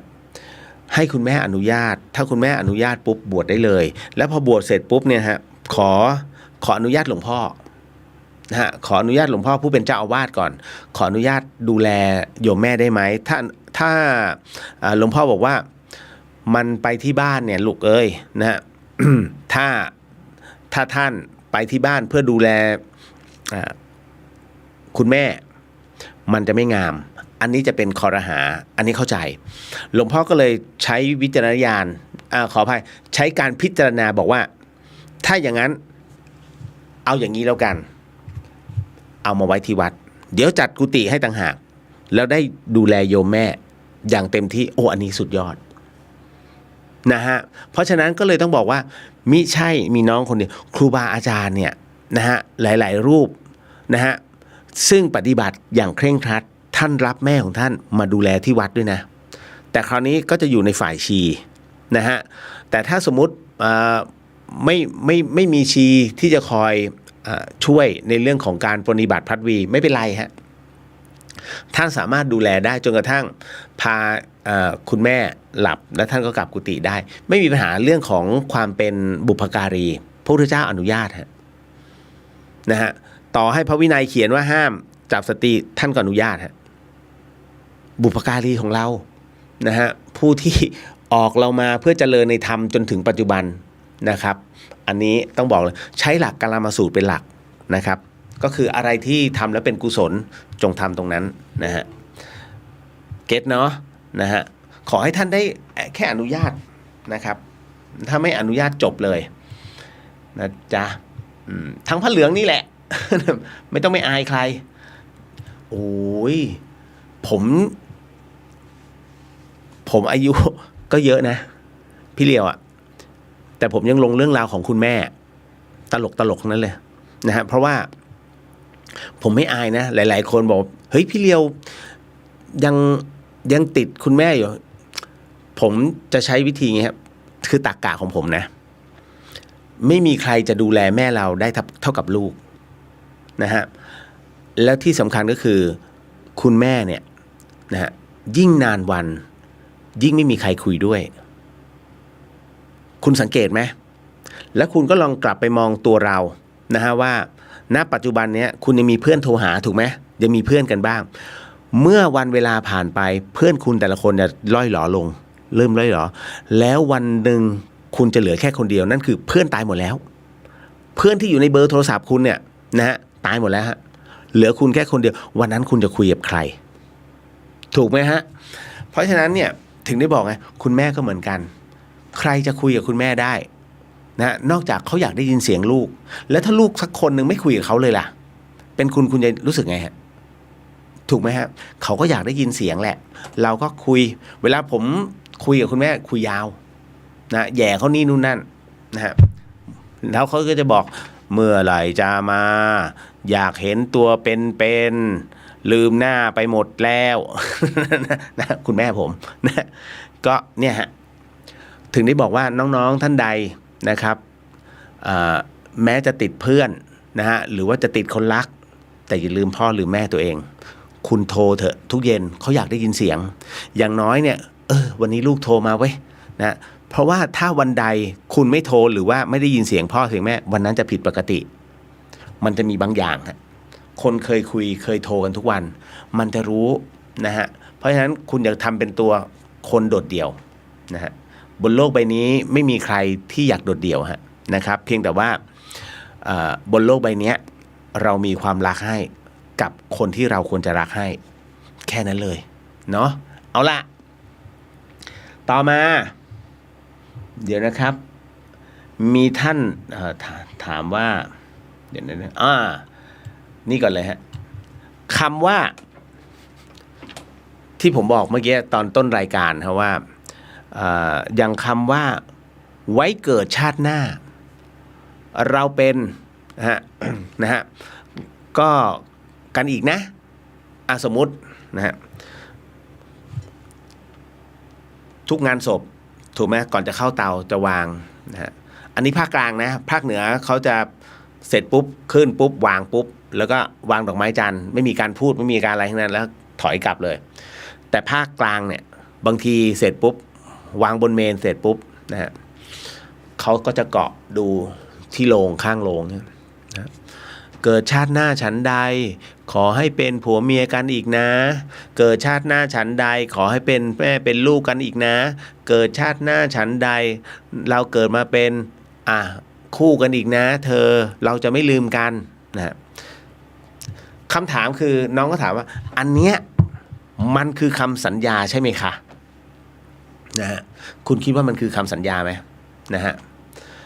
มันคือคำสัญญาแห่งคำเสียใจของความเสียใจนะตรงนั้น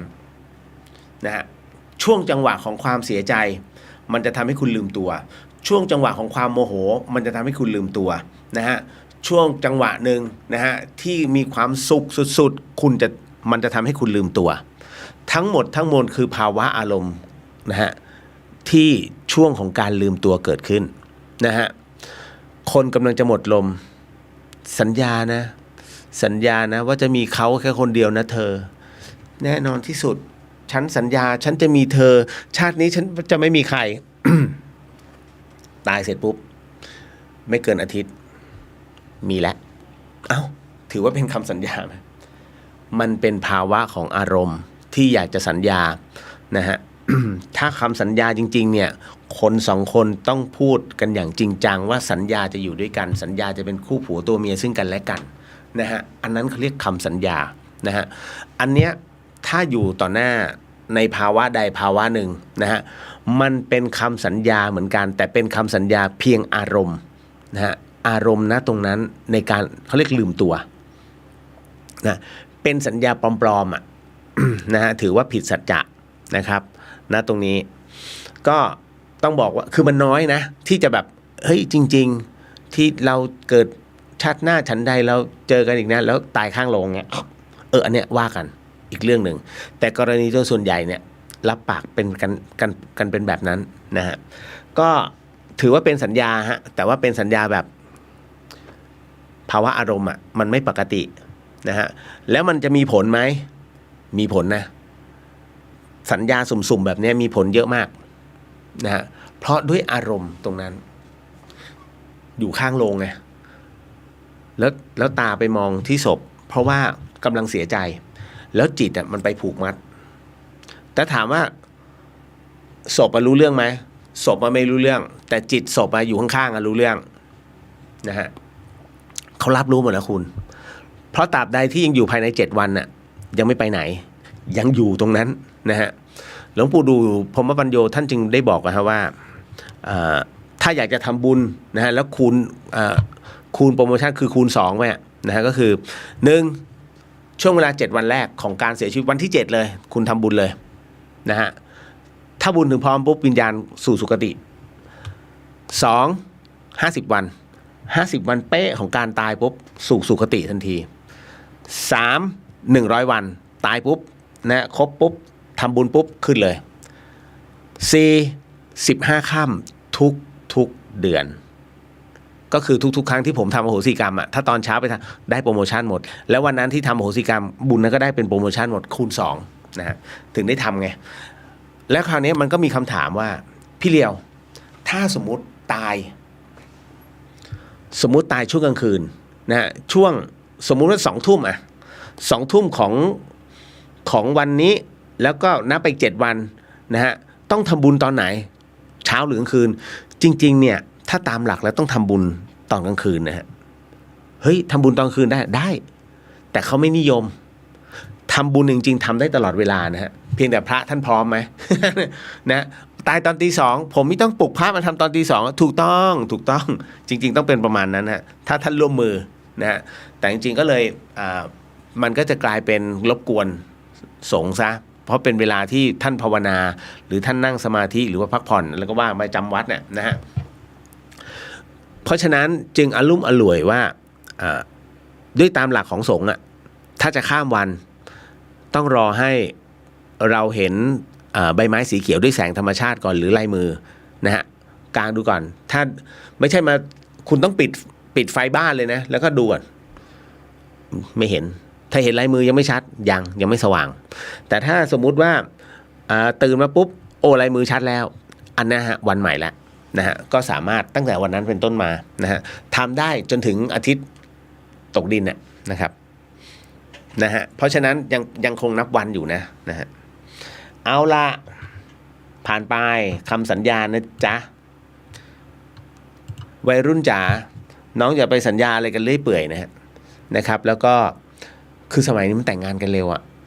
เนอะสมัยก่อนจะรักกันทีมันต้องมีโบตันใช่น้องอาจจะเกิดไม่ทันนะฮะลูกอมเขาเป็นอะไรนะเป็นซองโบตันแล้วเขียนคืนนี้พบกันหลังกำแพงวัดนะอะไรเงี้ยแล้วเขาก็พับแล้วก็ให้สาวเจ้าที่หมายปองสาวเจ้าก็หยุดคุยไม่ได้นะไม่เหมือนสมัยนี้นะฮะไม่ได้นะฮะต้องเดินไปเรื่อยๆแล้วก็ค่อยๆรับแล้วก็เดินแบบฟอร์มมาแล้วก็คลี่ดูเดี๋ยวเสียอากัปกิริยากุลสตรีสมัยก่อนเดินขาสั้นไม่ได้คุณจำได้ไหมมันมีสุภาษิตคำหนึ่งว่าหน้าอย่างแกไม่ได้เห็นขาอ่อนฉันแล้วดูสมัยนี้สิ อยากจะบอกเหลือเกิน โอ้ถ้าอีกนิดนึงนอกจากขาอ่อนแล้วกูยังเห็นอย่างอื่น นะฮะมันก็เลยเนี่ยเห็นไหมยุคสมัยมันกลับกันดังนั้นวัยรุ่นจ๋านะครับอย่าได้ไปทำสัญญาอะไรกับใครนะฮะจงรักตัวเราให้มากเข้าไว้รักพ่อแม่ให้เยอะๆนะครับคนอื่นก็คือคนอื่นนะฮะวันหนึ่ง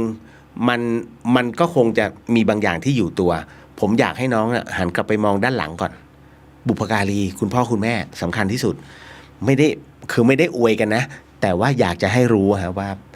คุณดูดิวันที่คุณเสียใจที่สุดเนี่ยคุณวิ่งไปหาใครนะฮะคุณก็ต้องย้อนกลับไปที่บ้านหาพ่อหาแม่นะฮะแล้วก็ฮักมากอดลูกมานะฮะ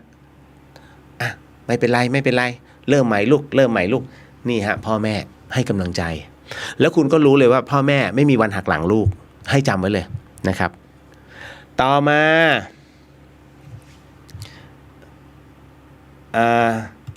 สลบก่อนตายแล้วอาการแบบนี้เขามีความรู้สึกไหมครับพี่อันนี้คือคำถามนะฮะน้องกำลังถามว่าไอ้อาการของการสลบนะฮะคนก่อนตายก็คือคนใกล้จะจิตจะหลุดนะฮะกับตายแล้วอาการแบบนี้เขาจะมีความรู้สึกไหมพี่นะบังเอิญผมตายแล้วนะฮะบังเอิญผมก่อนตายแต่ผมไม่เคยสลบเล่นกีฬาก็ยังไม่เคยถูกเตะน็อกนะ นะไม่เคยสลบ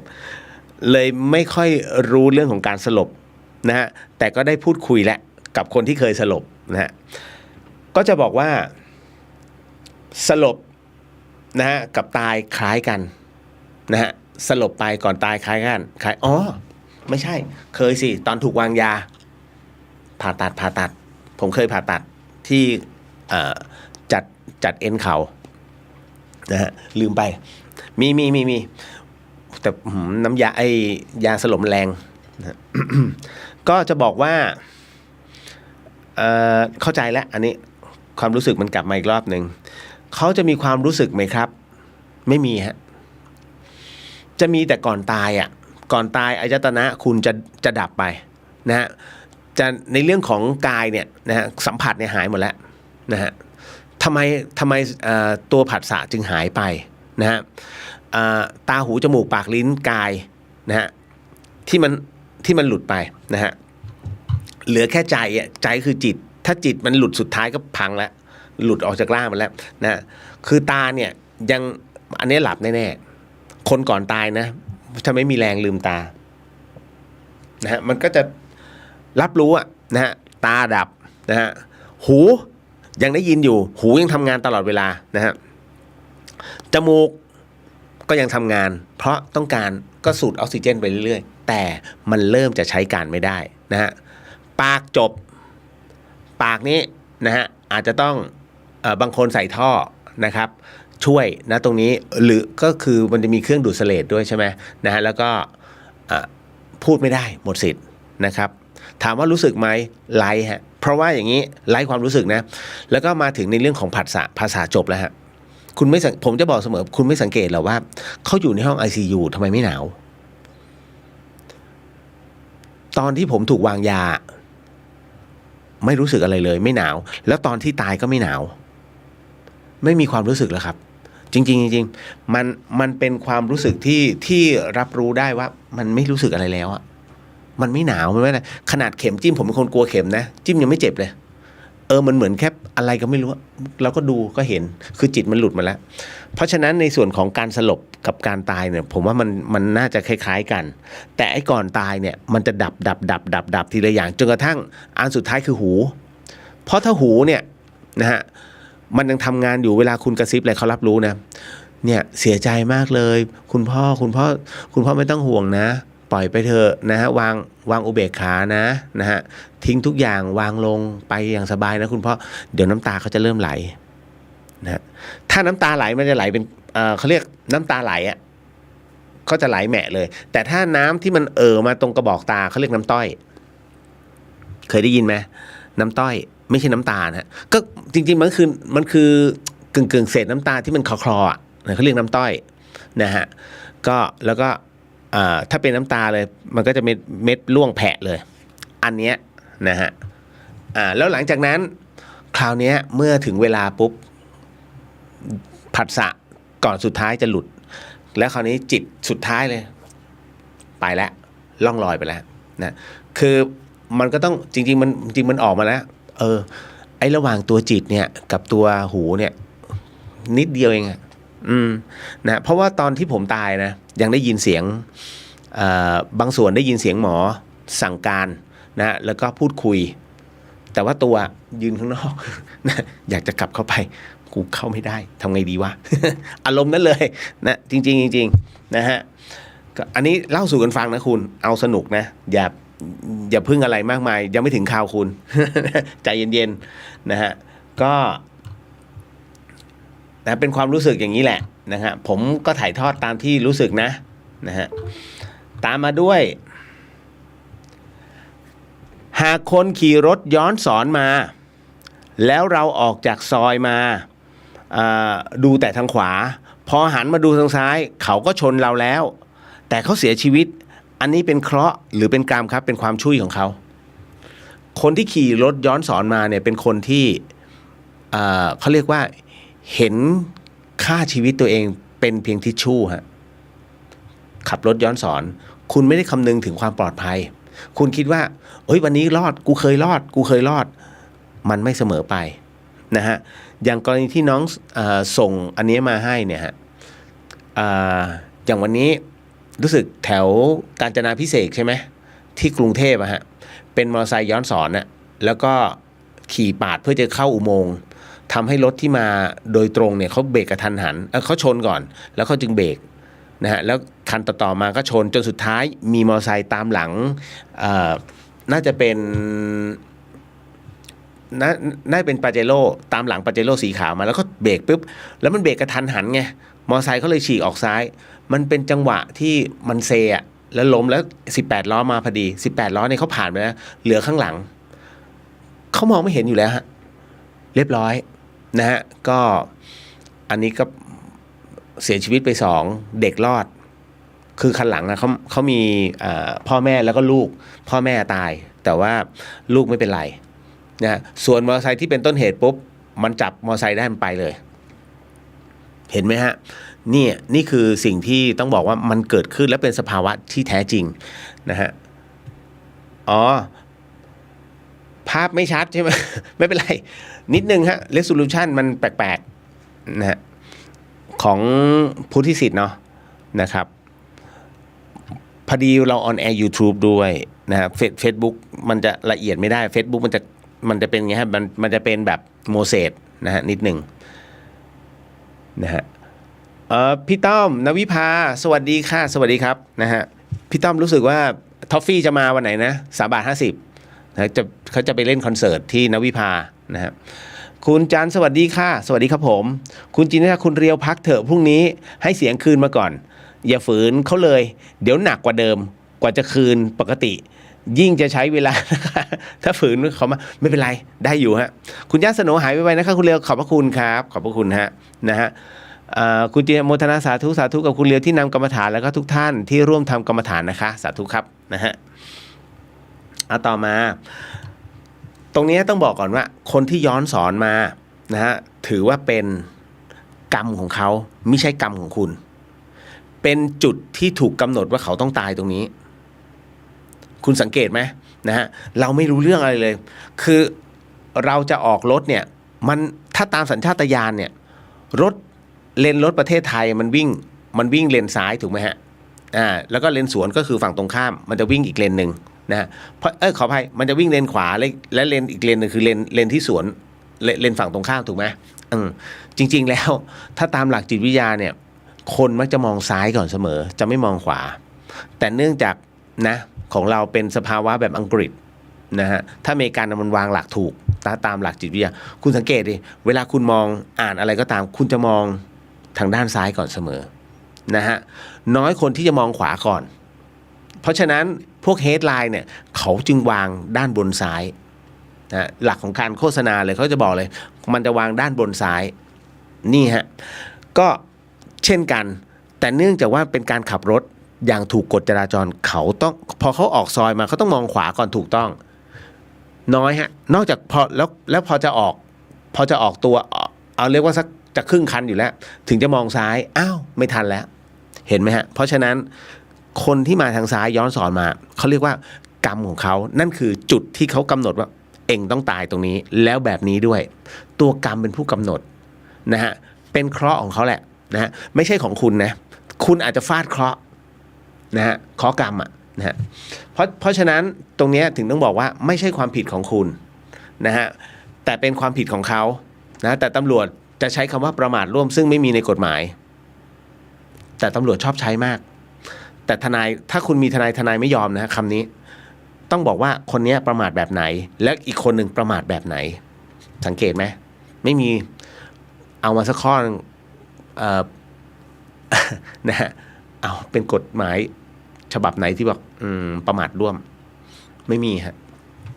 มันต้องชี้ลงไปชัดๆว่าใครประมาทอะไรแบบไหนอย่างเงี้ยใช่นะแต่อันนี้เข้าใจเพราะว่าเขาต้องการรวบให้มีความเข้าใจซึ่งกันและกันนะแค่นั้นแหละอันนี้เก็ตเนาะคือตอนนี้น้องเขาอยู่ในฐานะผู้ถูกกล่าวหาก็จริงๆนะมันมาทางซ้ายอ่ะเป็นผมก็มองขวาก่อนผมไม่มองซ้ายอยู่แล้วนะฮะแล้วก็อีกอันนึงเดี๋ยวเตือนก่อนน้องๆที่มาจากต่างจังหวัดเนี่ยแล้วเข้ามาเรียนในตัวเมืองไม่ว่าจะเป็นจังหวัดไหนก็แล้วแต่นะทั่วประเทศไทยคุณไม่ต้องกลัวเปลืองผ้าเบรกนะฮะจอดนิดนึงพอถึงปากซอยจอดนิดนึงไม่ต้องพุ่งออกไปนะฮะเพราะไม่งั้นถ้าคุณยังมีชีวิตอยู่ถือว่าเก่งมากแต่ถ้าคุณพิการขึ้นมาเนี่ยพ่อแม่ลำบากนะฮะแต่ถ้าคุณไม่มีชีวิตเลยเนี่ยถือว่าโชคดีทำไมจึงเป็นเช่นนั้นเพราะว่าเด็กๆอ่ะคิดว่านี่คือหมู่บ้านเขาคุ้นเคยกับหมู่บ้านแบบนั้นนะแต่พอมาขับนี่มันไม่ใช่น้องแล้วยิ่งถ้าน้องออกจากซอยปุ๊บพุ่งไปเลยถ้าน้องไปขับกรุงเทพเรียบร้อยฮะเปลี่ยนทะเบียนเลยฮะจริงๆเปลี่ยนชื่อเปลี่ยนนามสกุลทันทีฮะนี่คือสิ่งที่มันเกิดขึ้นนะแล้วก็ส่วนถ้าจอดแล้วอยากจะต้องเริ่มต้นสำหรับทั้งจักรยานเวลาข้ามถนนลงอันนี้ผมสอนเลยครับเพราะผมก็ขี่จักรยานคุณลงแล้วจูงจักรยานข้ามถนนอย่าถีบเด็ดขาดฮะตายมาหลายรายแล้วนะฮะไอ้ที่แบบจุดเริ่มต้นแล้วถีบค่อยๆข้ามตายฮะเพราะแรงเริ่มต้นนะฮะแรงในการถีบเนี่ยของคุณเนี่ยฮะมันช้าพอช้าเสร็จปุ๊บมันเรียบร้อยแต่ถ้าคุณจูงมันแล้ววิ่งข้ามเลยเนี่ยไปพร้อมกันและเร็วด้วยเพราะมันมีล้อที่ตัวนำนะฮะอันนี้ฝากไว้นะฮะฝากไว้ของคนที่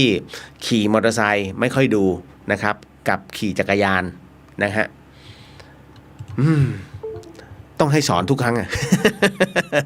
นะฮะอ๋อพี่ต้อมบอกย้ายสถานที่แล้วค่ะพี่ก็ยุ่งเพิ่งกลับมาจากกทมรอรับลูกค้าเคสด่วน 15-18 นี้อ๋อฮะนะฮะแหมกะว่าจะไปดู นะฮะอันนี้สำคัญทำไมคนเห็นผี3 คนอยู่ด้วยกันจึงเห็นผีไม่เหมือนกันครับ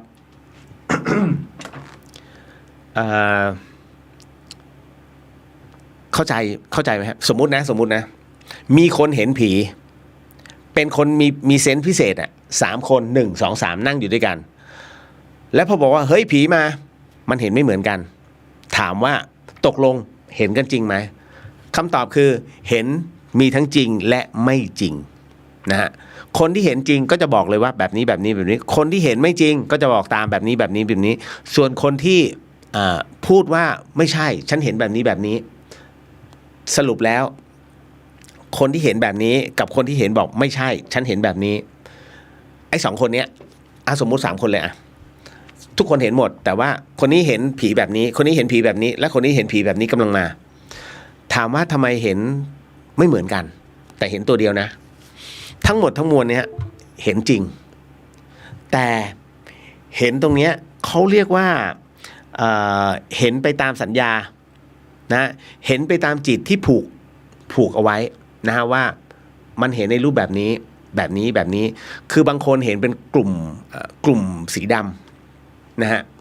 ไม่เป็นปรากฏร่างกายนะฮะบางคนเห็นปรากฏเป็นร่างกายแต่เห็นไม่เต็มร่างบางคนเห็นเต็มร่างนะฮะแล้วก็สามารถรับรู้สื่อสารได้เพราะฉะนั้นกำลังของแต่ละคนจึงไม่เท่ากันแต่ถามว่าเห็นไหมมันเห็นเหมือนกันหมดไม่ใช่ผี3 ตัวนะคุณรู้เรื่องผี3 ตัวไหมที่วัดแห่งหนึ่งนะฮะในต้องบอกว่ามันเป็นช่วงเวลาตี 2นะครับปรากฏว่าที่วัดแห่งนี้ค่อนข้างจะคือเรียกว่ามันเฮี้ยนมากแล้วในวันนั้นมันมีผี3 ตัวนะฮะซึ่งมันนั่งอยู่ข้างๆกำแพงนะฮะในพุ่มไม้นะฮะคือมันเป็นความเหงาอะความเหงาของวิญญาณนะฮะแล้วก็มานั่งพูดคุยนะจริงๆแล้วผีมันจะพูดไม่ได้นะแต่บังเอิญวันนั้นอะผีกับผีมันคุยกันได้ไงเพราะมันรู้ทางจิตนะฮะไอ้ตัวหนึ่งอะมันก็ถามมึงเป็นอะไรตายมึงเป็นอะไรตายอ้อฉันโดนฆ่าตายแล้วแกเป็นอะไรตายนะมันก็ถามข้ามฝั่งมานะฉันโดนแทงตายโอ้น่าสงสารหันมาถามไอ้ตัวกลางแล้วแกเป็นอะไรตายไอ้ตัวกลางพูดขึ้นมาเลยกูยังไม่ตายกูมาขี้ นะสุดท้ายกระเจิง นะผี3 ตัวนะฮะอันนี้ก็เลยบอกไว้ก่อนนะมันไม่ใช่เรื่องนี้ ไอ้อย่างนี้หมายถึงว่าคนที่เขาเห็นผีกันนะฮะ ก็เลยมันเป็นเรื่องของคนหลายๆคนที่สงสัยนะว่าเอ๊ะทำไมคนพวกนี้เขามาเห็น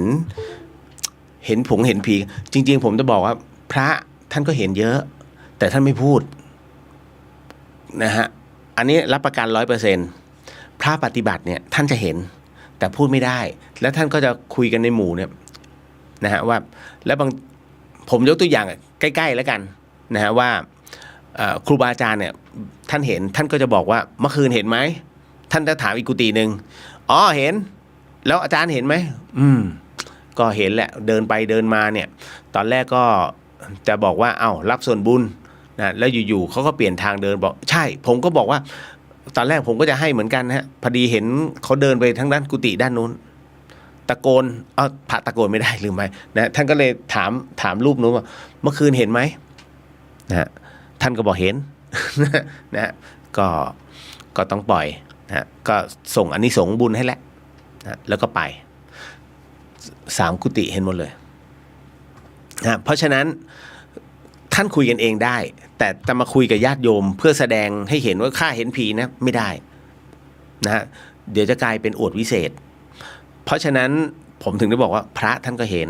เพราะท่านอันนั้นคือพระผู้ปฏิบัติเลยนะเป็นพระลูกวัดนะนี่ขนาดพระลูกวัดนะฮะ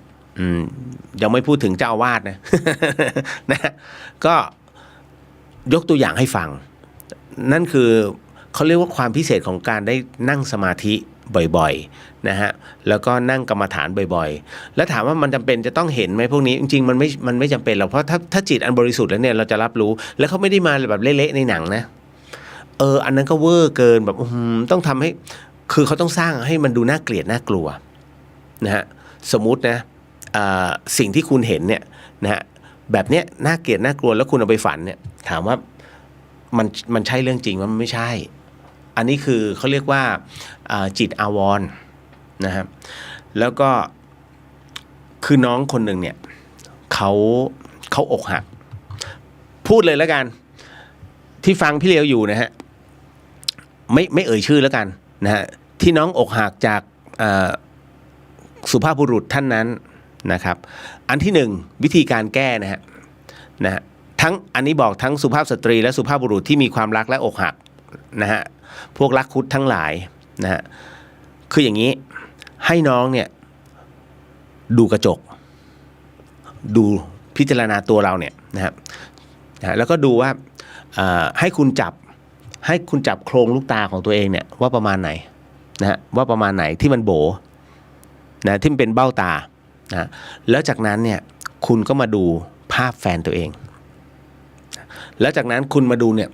ที่คุณหลงมันเนี่ยหล่อๆสวยๆอย่างเงี้ยฮะโครงตามันเป็นอย่างนี้ถ้าเราถลกหนังมันออกปุ๊บเบ้าตามันจะหายลูกตาจะหายไปเพราะลูกตาคือลูกตามันไม่มีแคลเซียมมันไม่มีกระดูกถูกไหมฮะมันก็จะโบค่อยๆโบถูกแมลงกัดกินไปมันก็เริ่มโบสภาวะหัวกะโหลกเขาจะประมาณไหนมันจะเปลี่ยนไงเพราะฉะนั้นคุณต้องวัดจากเบ้าตาเนี่ยไปจนถึงริมตาเนี่ยประมาณ1 เซนถูกไหมฮะเวลาเขาปั้นเอาโครงกระดูกมนุษย์โบราณมาตั้งเนี่ยตามอนาโตมีคุณต้องปั้นเอายางลบเนี่ยฝานปุ๊บแล้วก็แปะหัวท้ายนะเป็นขอบตาแล้วยังจึงวาด3 เส้นให้เป็นดวงตาอันนั้นคือจะได้โครงเขาเรียกว่าโครงเบ้าตาที่แท้จริงแต่ถ้าคุณลบออกไปปุ๊บมันก็จะกลายเป็นวงกลมๆหัวกะโหลกเวลาพิจารณาอสุภกรรมฐานเนี่ยต้องพิจารณาถึงขนาดนี้นะว่าเนี่ยแฟนเราที่เราหลงเหลือเกินสุดท้ายแล้วถ้าเอาหนังหัวออกนะฮะดูโล้นๆถ้าเอาเบ้าตาออกนะฮะเอาดวงตาออกมันเหลือแต่เบ้าโบจมูกตรงนี้เป็นกระดูกอ่อนๆกระดูกอ่อนจะหายไปนะฮะแมบคุณจะหายไปไอ้ที่เสริมซิลิโคนไปเนี่ยหายไปหมดเลยดังนั้นไม่ผมไม่ได้เสริมอันนี้หลายๆคนนะครับพูดถึงเสริมซิลิโคนเนี่ยมันจะเห็นเป็นสันๆเพราะผมไปงานล้างประชาผมจะเห็นแล้วก็จมูกเนี่ยมันไม่มีฮะมันเป็นแบบโพรงลงไปเลยรับรู้ว่าคนที่เป็นไซนัสที่หมอบอกโพรงจมูกเป็นยังไงเห็นไงเข้าไปเห็นปากเป็นยังไงให้คุณจับของตัวเองเนี่ยแล้วก็คุณกดดูฮะว่าตรงไหนเป็นกรามนะเริ่มต้นตรงไหนนะแล้วมันสูงแค่ไหนแล้วก็วาดตามอสุภกรรมฐานดีๆนี่เองคุณท้ายที่สุดแล้วคุณจะลืมเพราะมันเป็นความน่าเกลียดที่กลับเข้ามาทำไมพระท่านจึงขอจากสถาบันนิติเวชหรือว่าโรงพยาบาลต่างๆเนี่ยขอคอร์สนี้เพื่อเข้ามาชมการผ่าศพนะท่านก็จะดูหมดเลยฮะตั้งแต่การผ่าพิสูจน์ทั้งหมดควักไส้ควักสมองควักเพื่อให้ปลงเนี่ยที่บอกว่าสวยใช่ไหมนางงามใช่ไหมท้ายที่สุดเหลืออะไรไม่เหลือเลยฮะแค่นั้นเลยฮะถูกผ่าหมดเลยกล้ามเนื้อทุกเส้นทุกชิ้นดูหมดจบเลยฮะน่ากลัวนี่ฮะแล้วถามว่าวิญญาณรับรู้ไหมคนไหนที่บริจาคร่างเป็นอาจารย์ใหญ่โมทนาสาธุนะครับถือว่าคือร่างมันใช้ไม่ได้แล้วไงคุณตายเนี่ยร่างคุณจะกลับเข้ามามันใช้ไม่ได้แล้วดังนั้นเนี่ยจึงอุทิศร่างให้เป็นอาจารย์ใหญ่พอเป็นอาจารย์ใหญ่เนี่ยมันมีประโยชน์ต่อนะเพราะว่าให้นักศึกษาหรือว่าให้คุณหมอเนี่ยนะหมอมือใหม่เนี่ยได้ผ่าพิสูจน์หรือว่าได้ผ่าศึกษาทั้งหมดไม่ว่าจะเป็นเส้นเลือดนะกล้ามเนื้อปอดหัวใจม้ามตับลำไส้อะไรว่ากันไปนะฮะเพราะฉะนั้นเนี่ยแม้กระทั่งหมอกระดูกก็สามารถศึกษาตรงนี้ได้ความรู้ไงฮะนั่นแหละยังมีประโยชน์จนวินาทีสุดท้ายแต่ ทั้งนี้ทั้งนั้นทั้งหมดทั้งมวลแล้ววิญญาณล่ะ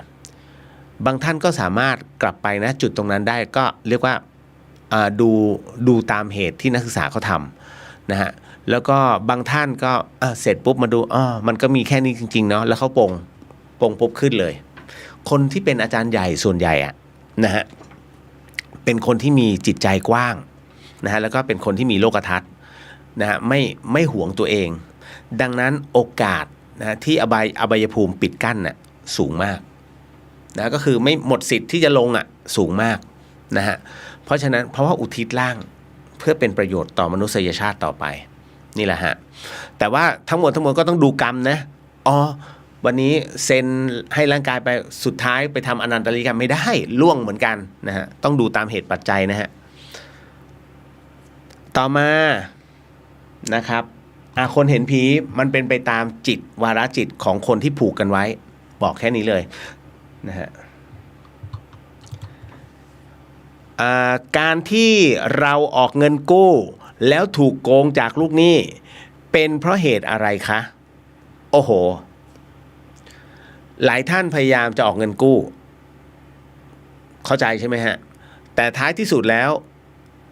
พอลูกหนี้กู้ไปไม่ใช้ไม่มีไม่หนีไม่จ่ายเห็นไหมฮะพี่ชายผมลูกพี่ลูกน้องกันได้โบนัสจากการไฟฟ้ามาหลังจากที่เกษียณมาได้5 ล้านออกเงินกู้ตอนเนี้ยประมาณว่าล้มลุกคลุกคลานเพราะลูกหนี้ไม่ใช้เลยไม่ใช้เลยฮะเห็นไหมเพราะอะไรผมจะบอกว่าใครที่คิดจะออกเงินกู้คิดใหม่เพราะคุณเนี่ยมีแต่เสียกับเสียอันที่หนึ่งกฎหมายฉบับใหม่เนี่ยฮะมันไม่เอื้อกับคนให้กู้ฮะคุณจะออกกู้ไงรัฐบาลให้0.05%ถูกไหมฮะเท่ากับแบงก์เอากำไรจากไหนนะฮะก็ไปกู้แบงก์ดิถูกไหมฮะเพราะฉะนั้นมันจึงได้10 บาทนะ10 บาทนะอันนี้เกินถูกไหมนะฮะ20หนักเลยมี40ก็เอาเพราะสภาวะแต่คราวนี้เนื่องจากว่ากฎหมายเนี่ยมันเอื้ออำนวยให้กับผู้ถูกกู้นะฮะซ้อมก็ผิดกฎหมายไปทวงส่งข้อความทวงก็ผิดกฎหมายยึดของก็ผิดกฎหมายคือคุณโดนตลอดไงทั้งขึ้นทั้งล่องอันนี้สำหรับผู้กู้นะฮะเพราะฉะนั้นต้องบอกว่าถ้าใช้ในส่วนอิทธิพลนะฮะก็มีกฎหมายรองรับอีกยังไงคุณโดนหมดนะฮะน้อยมากๆที่คุณจะหาผู้ที่ชดใช้คุณได้เพราะอะไรเพราะว่านิสัยคนไทยส่วนใหญ่ต้องเป็นกฎหมายของคนไทยสังเกตไหมฮะทำไมทวงหนี้แล้วต้องใช้กำลังถึงให้ก็เพราะทวงปกติมันไม่ให้อันนี้เดี๋ยวเปรียบเทียบให้ฟังนะฮะแต่ถ้าลูกหนี้ที่เขาดีๆเนี่ยนะฮะเป็นเครดิตที่ดีเนี่ยแป๊บหนึ่งเขาก็ให้แล้วอันนี้กรณีตรงนี้กับอีกประเภทหนึ่งก็คือว่าเราพยายามจะทำสนธิสัญญากับชาติตะวันตกหรือว่าชาติที่เขาบอกว่าเขาเจริญที่สุดแล้วนะฮะท้ายที่สุดแล้วเนี่ยอย่างโทษประหารเนี่ยนะเราไปเซ็นสัญญากับเขาเนี่ยว่าจะไม่มีโทษประหารที่เกิดขึ้นในประเทศไทยคือเราตามเขาไงเพื่อความก้าวหน้านะฮะแล้วก็ไม่ให้ถูกแบนนะครับในเรื่องของอะไรต่างๆนานาที่เราแอบไปทำสนธิสัญญาตัวนี้จึงไม่มีโทษประหารในประเทศไทยลงโทษประหารชีวิตแต่มันไม่มีจริงนะฮะแต่มันแปลกอย่างหนึ่งนะฮะเขาบอกว่าเพื่อคุณธรรมมันแปลกตรงที่ว่าแล้วทำไมศาสนาพุทธเราเป็นศาสนาเพื่อคุณธรรมไม่เผยแผ่ไปให้มันมั้งเฮ้ยเปลี่ยนไหมศาสนาพุทธแกมาถือศาสนาพุทธนี่พระพุทธเจ้าสอนเรื่องจริงนะแต่เขากลับไม่เอาไงก็ดีไงเหมือนกันเห็นไหมฮะมันไม่แฟร์ถูกไหมฮะเพราะฉะนั้นในเรื่องตรงนี้ถึงได้บอกว่าทั้งหมดทั้งมวลเนี่ยนะฮะแม้พระพุทธเจ้าจะสอนให้รู้จักทุกข์และการพ้นทุกข์แต่เขาก็ไม่ยอมรับแต่ปรากฏว่าของเขาเนี่ยนะฮะแอบประหารก็มีแต่ของเราทำไม่ได้เดี๋ยวเสียสนธิสัญญานี่คือเมืองไทยเพราะฉะนั้นกฎหมายเนี่ยมันต้องเป็นแบบคนไทยฮะถึงจะเกรงกลัวเพราะไม่งั้นคนดีอยู่ยากคุณไม่สังเกตเหรอเดี๋ยวยิงเฮ้ยปืนหาง่ายเหลือเกินแล้วก็ไม่มีการแอคชั่นเกิดขึ้นนะรู้ไงว่ามีการยิงแต่ไม่มีการแอคชั่นเกิดขึ้นเห็นไหมนะฮะนี่คือมันเกิดขึ้นด้วยความเป็นจริงเพราะฉะนั้นใครที่จะออกเงินกู้คิดใหม่นะจ๊ะตามมาด้วยนิดนึงนะฮะน้องเบสสวัสดีครับพี่เลียวสวัสดีครับน้องเบสคุณปอสวัสดีครับพี่เลียวสวัสดีครับผมนะคุณปริญญาสวัสดีค่ะพี่เลียวสวัสดีค่ะน้องไหมนะครับสวัสดีค่ะสวัสดีค่ะคุณเลียวขอให้อาการดีขึ้นโดยไวนะคะครับผมขอบพระคุณครับนะฮะ ก็หนักอยู่นะฮะไหนๆก็ไหนๆแล้วเอาเรื่องหลอนก่อนนะครูฟังครับ สิ่งที่ผมกำลังจะเล่าต่อไปเนี้ยได้ยินได้ฟังเรื่องราวต่อไปนี้อย่าเชื่อนะฮะฟังหูไว้หูแล้วก็ใช้วิจารณญาณทุกครั้งในการรับฟังเรื่องราวประเภทนี้ข้อสำคัญอยากให้คุณผู้ฟังได้ฟังเป็นนิยายนะแล้วก็ใช้หลักกลามสูตรในการรับฟังนิดนึงนะฮะใช้คำว่าเล่าสู่กันฟังแล้วกันนะเพราะว่าเรื่องราวตรงนี้มีน้องทหารส่งมาให้ผมนะครับเขาบอกอย่างนี้ว่าพี่เลียวครับผมอยากจะเล่าเรื่องให้ฟังครับก็คือว่าตอนผมอยู่เวรในค่ายเนี่ยตอนนั้นช่วงตี 1ก็ยืนยามแล้วครับแล้วคราวนี้วันนั้นวันพระหมาก็หอนยาวมากหอนแบบเสียงหลงเลยนะฮะตัวผมเองเนี่ยไม่ได้คิดอะไรนะฮะแต่ปรากฏว่าคราวนี้ก็เห็นนะเห็นว่าเหมือนมีบุคคลแต่งตัวนะเรียกว่าชุดขาวอ่ะชุดทหารนะฮะชุดขาวนี่คือชุดเขาเรียกชุดใหญ่ใช่ไหมฮะนะฮะถ้าจำไม่ผิดนะฮะ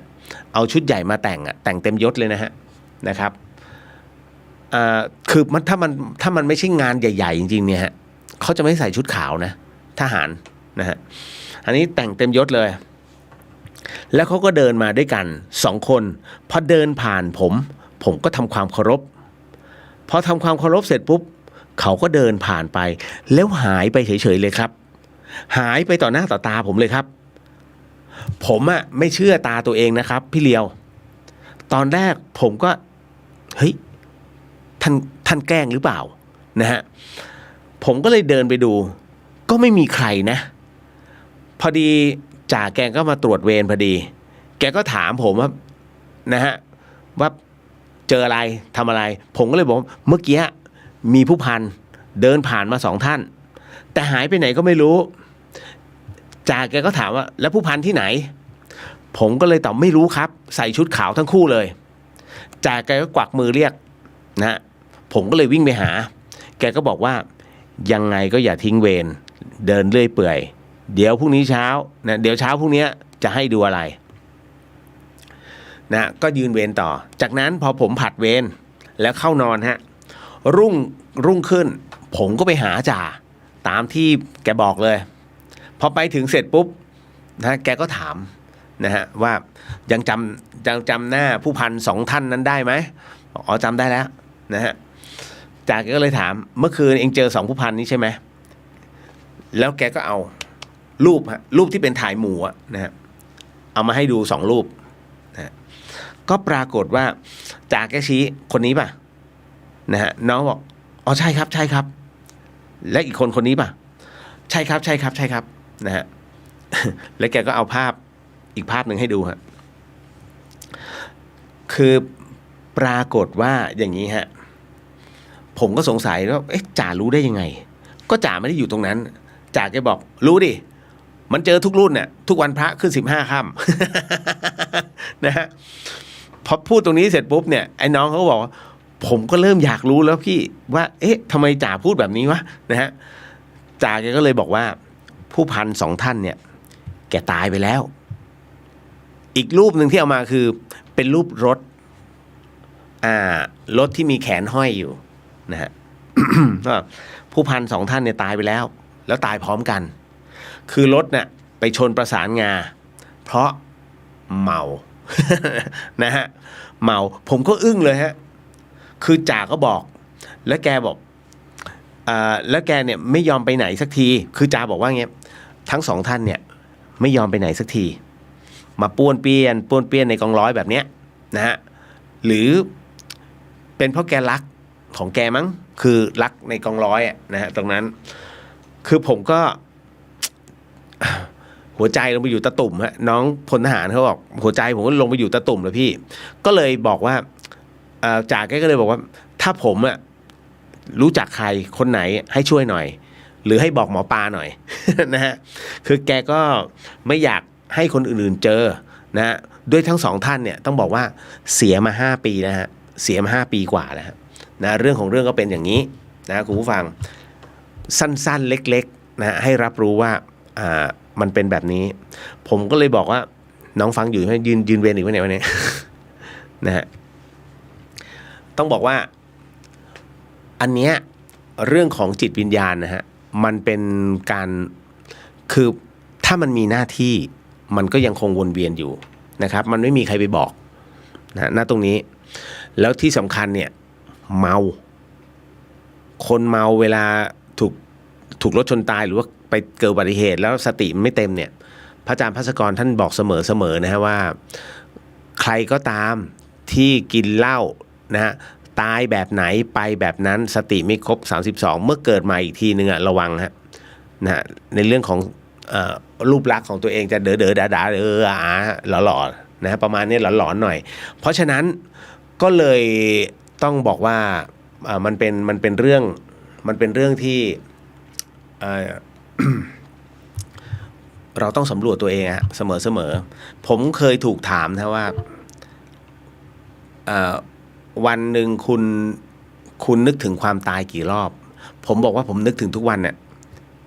แกไม่เชื่อนะฮะแกไม่เชื่อว่าผมระลึกถึงความตายทุกวัน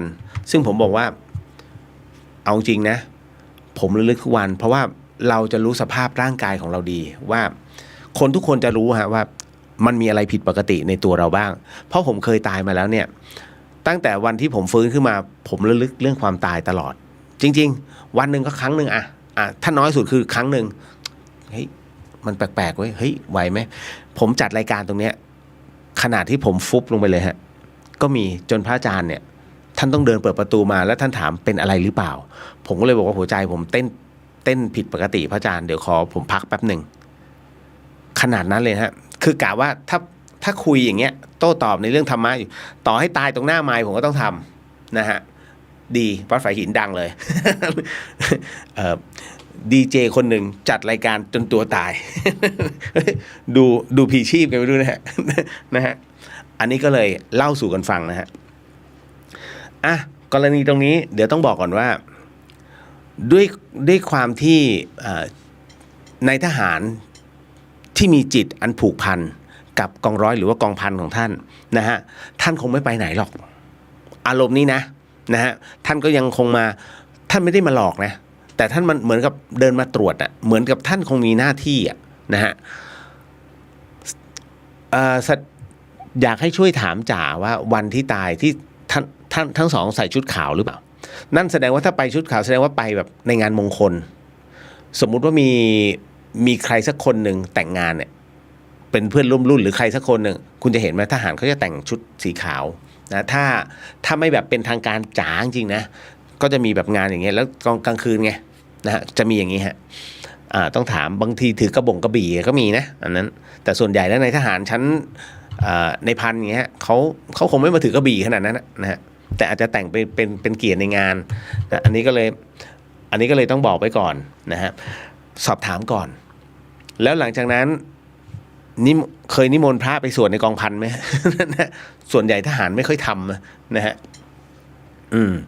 นะก็ลองนิมนต์พระก่อนนะครับสวดธรรมดานี่แหละนะฮะผมก็ลืมถามค่ายทหารนี้อยู่เชียงใหม่ป่ะ ลืมถาม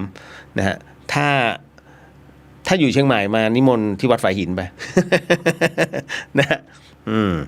นะอันนี้คุณหมายบอกว่าตอนวิญญาณคุณเลียวหลุดจากร่างไปได้พบเจอท่านยมทูตหรือว่าท่านอื่นๆบ้างไหมคะแล้วกลับเข้าร่างได้อย่างไรเจอฮะผมเจอคนที่กำลังจะคล้องผมแสดงว่าตอนนั้นนึกในใจโอ้กรรมกูเยอะเนี่ยเตี่ยวแดงไงที่ผมบอกอยู่ข้างหน้าแล้วยื่นเชือกมาเตรียมคล้องวิญญาณแล้วอันเนี้ยผมก็ไม่รู้หรอกเพราะผมไปเจอกลุ่มแก๊งนักอภิธรรมโอ้ยดีนะเนี่ยนะฮะหลุดไปแค่3 ดวงถ้าหลุด5 ดวงกันเรียบร้อยไปแล้วไม่กลับมาแล้วหมายถึงว่าดวงจิตผมก็ไม่รู้เขานับยังไงนะไอ้5 ดวงของเขาเนี่ยนะฮะแต่ว่ากรณีตรงเนี้ยตอนที่ผมฟื้นมาก็ช่วงนั้นแหละที่เห็นผู้ชายคนหนึ่งจากตัวเล็กๆขึ้นมาอยู่ตรงหน้าแล้วก็กำลังจะคล้องแล้วก็ฟีดแล้วก็เสียงหนึ่งก็ดังปับแล้วก็ได้ยินเสียงไม่ได้ครับเข้าไม่ได้ครับญาติเข้าไม่ได้ครับแล้วผมรู้ว่าเท้าหนักเนี่ยมีแค่ท่านเดียวพระอาจารย์ภัสกรแล้วคนที่กำลังลอยอยู่มันนิ่งเลยแบบฟีดมากแล้วก็ดับวูบเลยวุบลืมตาอย่าถามว่าผมฟื้นมาผมเองก็ไม่รู้ตอนตายผมไม่รู้เลยผมตายตอนไหน แต่รู้มันหลุดออกมาแต่ว่าตอนที่ฟื้นเนี่ยยิ่งไม่รู้ใหญ่ฟื้นมาได้ไงวะพอลืมตาขึ้นมาหลวงพี่ถึงตัวแล้วฮะแล้วหลวงพี่บอกว่ามึงไม่ต้องพูดนิ่งๆแล้วท่านก็มาจับแขนฮึบแล้วก็แผ่เมตตาให้นั่นนะฮะพระอาจารย์ภัสกรพระพี่ชายนะฮะท่านก็ทำของท่านเต็มที่ครับผมก็โหซึ้งอ่ะ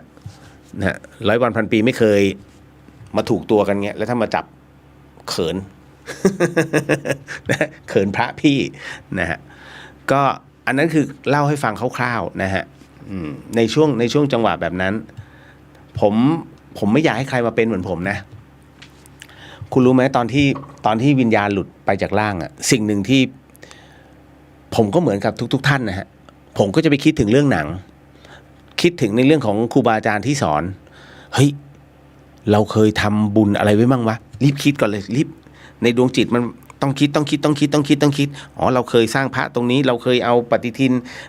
เอาพระมุสาลีริกธาตุไปแจกที่อีสานเราเคยเอาสาวเอกพระภูมิหลวงพี่ไปแจกทั้งทั่วประเทศเลยไปขับรถไปฮะแจกทุกวัด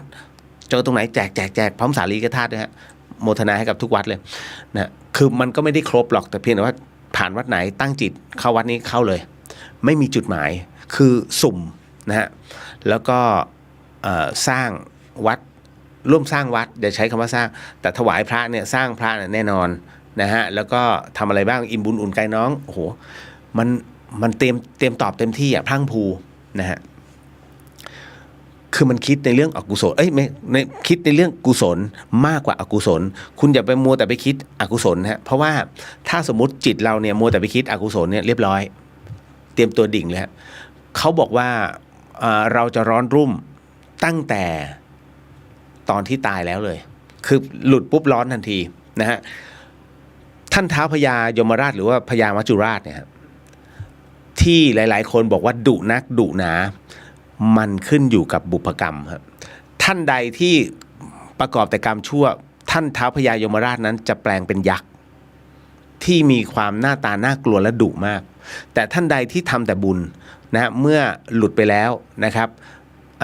ท่านท้าวพญายมราชจะเป็นบุคคลซึ่งเป็นผู้ที่มีความอบอ้อมอารีนะฮะแล้วก็มีความสุภาพนะท่านเคารพในบุญนะฮะยิ่งถ้าเป็นครูบาอาจารย์นะถ้ามรณภาพลงเนี่ยท่านจะต้อนรับอย่างดีนั่นแหละครับเล่าสู่กันฟังนะฮะไม่อย่ามาเชื่อมากนะฮะใช้หลักกลมสูตรในการรับฟังนะครับเอาละก็คือมีอะไรก็ต้องบอกไงนะฮะตามมาด้วยมีผู้สงสัยค่ะว่าพระสังฆทานทิพย์สตมหาสังฆทานต่างกันอย่างไรคืออย่างนี้นะฮะพระสังฆทานเนี่ยก็เป็นการ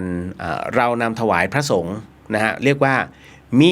ได้เลือกสงฆ์รูปใดรูปหนึ่งเลย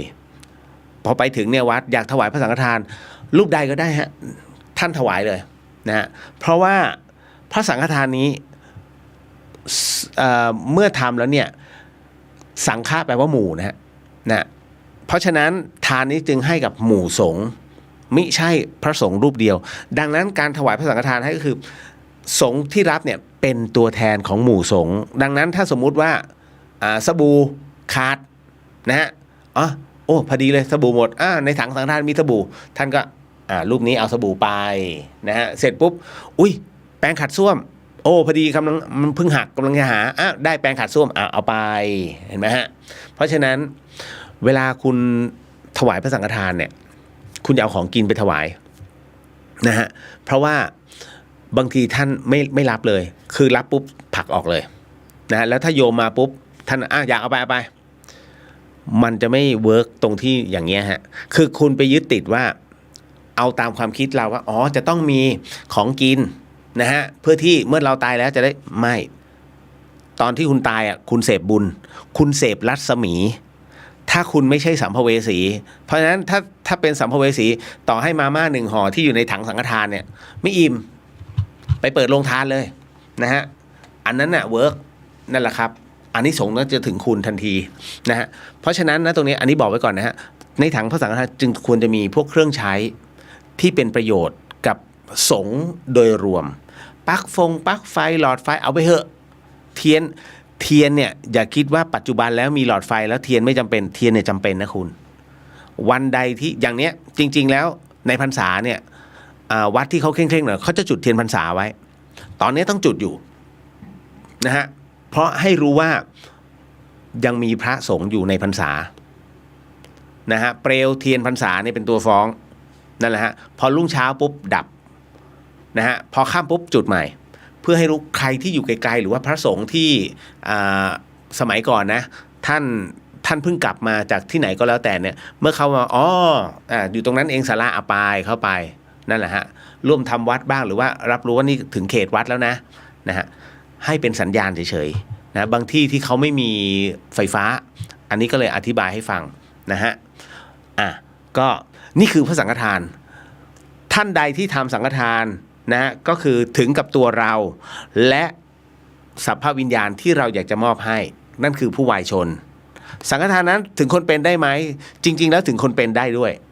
นะฮะแต่คนเป็นนั้นยังมีโอกาสที่จะทำบุญได้เพราะนั้นจึงตกกับคนเป็นน่ะได้แต่ว่าได้ส่วนหนึ่งไม่ได้ทั้งหมดพระสังฆทานทิพย์คืออะไรพระสังฆทานทิพย์นะครับจริงๆแล้วมันก็มีไม่กี่ที่ทั้งประเทศไทยนะฮะพระสังฆทานทิพย์เนี่ยเวลาเราถวายพระสังฆทานทิพย์นะฮะเขาเรียกว่าโปรดสัตว์นะทั้งไวยยสัตว์ทั้งหมดทั้งมวลรวมถึงวิญญาณทั้งหลายสัมภเวสีทั้งหลายที่อยู่ในจักรวาลนะฮะเป็นอนันตจักรวาลทั้งหมดทั้งมวลเนี่ยเยอะๆมอบให้เลยนะเราไม่รู้หรอกฮะว่าส่วนใดของทวีปมันล้มตายบ้างฉันมอบอานิสงส์ผลบุญตรงนี้นะด้วย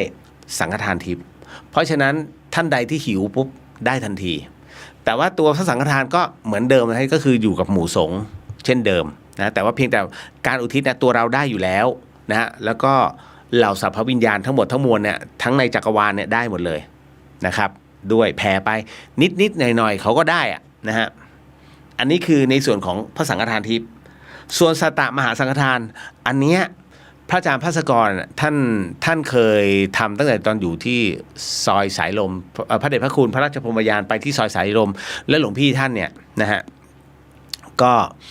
ติดปัญหาในเรื่องของธุรกิจนะฮะตอนนั้นนะฮะแล้วอาจารย์แม่ชีเพียงเดือนก็เลยแนะนำนะฮะในเรื่องของการทำสัตตมหาสังฆทานก็คือสังฆทาน7 ถังนะสัตตามแปลว่า7นะครับก็ด้วยความหมายนะผมไม่แม่นแล้วตรงนี้ถ้าอยากรู้ต้องถามธรรมสถานมหาวิทยาลัยเชียงใหม่นะครับแต่ว่าผมรู้อย่างหนึ่งว่าตอนที่หลวงพี่ท่านเล่าให้ฟังนะฮะท่านก็จะมีอาจารย์แม่ชีท่านบอกกระป๋องนี้ให้กับพระพุทธพระธรรมพระสงฆ์นะฮะเจ้ากรรมนายเวรเทพเทวดานะฮะแล้วก็พ่อแม่ครูบาอาจารย์เนี่ยฮะก็จะเรียงไปนั่นฮะประมาณนี้แล้วก็ท่านก็แบกตึกจนถึงหลวงพ่อฤาษีเลย นั่นแหละฮะก็คืออันนั้นคือเหมือนกับทำให้ครบเวอร์เพราะถ้า1 ถังต้องแย่งกันทำให้ครุทีเดียวเลยนะฮะนี่ก็คือสัตตมหาสังฆทานต่างกันไหมนะฮะคล้ายๆกันเนาะเดี๋ยวนะฮะสักครู่หนึ่งฮึบต่อมานะครับฮึบอันนี้สงสัยอีกแล้ว ถ้าเราอยากจะทำพระเพื่อไว้แจกคนที่มาร่วมทำบุญของเราเนี่ยกับเราสามารถทำได้ไหมครับนะฮะเดี๋ยวนะครับขอดูนี่ก่อนอันนี้คุณนุบอกว่าไม่เล่าเรื่องผีแล้วเล่าไปแล้วพี่พุทธสวัสดีครับเราถวายน้ำพระพุทธต้องถวายทุกวันหรือเปล่าครับก็แล้วแต่นะฮะจริงๆน้ำถวายทุกวันได้ก็จะดีก็คือเดี๋ยวเปลี่ยนน้ำได้ก็จะดีครับพี่นะฮะเพราะว่าเขาเรียกการถวายน้ำหรือว่าทำบุญด้วยน้ำเนี่ยนะฮะเรียกว่าเขาเรียกว่ามันมีอะไรหลายอย่างที่สายน้ำไงเวลามันมาไม่มีหมดไม่มีเหือดแห้งถ้ามันก็เหมือนกับใจเราที่ชุ่มเย็นตลอดเวลานะทำได้ครับพี่นะฮะคุณนัทสวัสดีค่ะคุณเลียวสวัสดีครับผมกุ๊บกิ๊บพี่เลียวมีลางบอกเหตุไหมคะตอนที่ท่านพระอาจารย์ภัสกรจะมรณภาพไม่มีฮะตอนที่พระอาจารย์จะมรณภาพนั้นวันที่14 มีนาคมปี64ผมไปแจกของกับกลุ่มอิสระเนี่ยเสื้อตัวเนี้ยอิสระนะฮะ ที่ชัยปราการ แล้วกลับมาถึง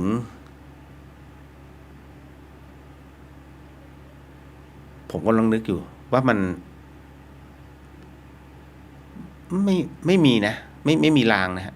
พอกลับมาถึงเสร็จปุ๊บเนี่ยน้องที่กรุงเทพโทรมาบอกพี่เลียวรู้เรื่องพระอาจารย์ภาสกรหรือเปล่าบอกทำไมเหรอพอบอกว่ารู้เรื่องพระอาจารย์ภาสกรแล้วผมบอกทำไมเหรอภาพหลวงพี่ปรากฏตรงหน้าเลยแล้วผมก็เลยบอกว่าก่อนที่ทางกรุงเทพจะบอกนะรู้แล้วบอกเอ้ารู้ได้ไงเนี่ยพระอาจารย์ภาสกรอยู่ที่โรงพยาบาลจุฬาตอนเนี้ยนะแล้วก็ตอนนี้กำลังช่วยอยู่ผมก็นิ่งๆไม่อยากจะบอกว่าไม่น่าช่วยได้แล้วหลวงพี่มาอยู่ตรงนี้ฮะก็เลยถึงตรงนั้นนะฮะ เอาไว้เดี๋ยวค่อยเล่าจิตใจไม่ปกติพอพูดถึงหลวงพี่ฮะคิดถึงท่านไหมเรื่องของเรื่องนะฮะก็เอาเป็นว่ารับรู้ตอนที่ท่านมาปรากฏอยู่ตรงหน้านะครับแล้วก็ผมอึ้งวันนั้นนอนไม่หลับเลยนะฮะแล้วอีกวันหนึ่งต้องรีบขับรถลงเทพทันทีนะเพราะว่ามีเวลาไม่มากแล้วอีกอย่างหนึ่งเขาเก็บร่างหลวงพี่ไว้เพื่อพิสูจน์ก่อนหนึ่งวันนะครับผมนะต่อมาอันนี้น้องลิลลี่บอกพี่เลียวเพราะอะไรเวลาสวดพระคาถาเงินล้านถึงต้องกั้นลมหายใจคะและถ้าสวดแบบไม่ได้กั้นลมหายใจจะได้ผลต่างกันไหมก็ได้ฮะแต่ว่าจริงๆแล้วพระคาถาเงินล้านเขาสวดลมเดียวลวดไปเลยอย่าพยายามคือมันต้องสวดเร็วทีเดียว9จบเฮือกละ9จบขออภัยไม่ใช่เฮือก1ต่อจบหนึ่งนะฮะ ก็สัมปติชามินาพระจะทวิลาภาพันตุเมนะฮะมหาลาภวตุเมนะประมาณนี้ฮะแล้วก็วิเอลติพุทธมาอุณโมพุทธายาวิราชจนถึงจบเลยครับ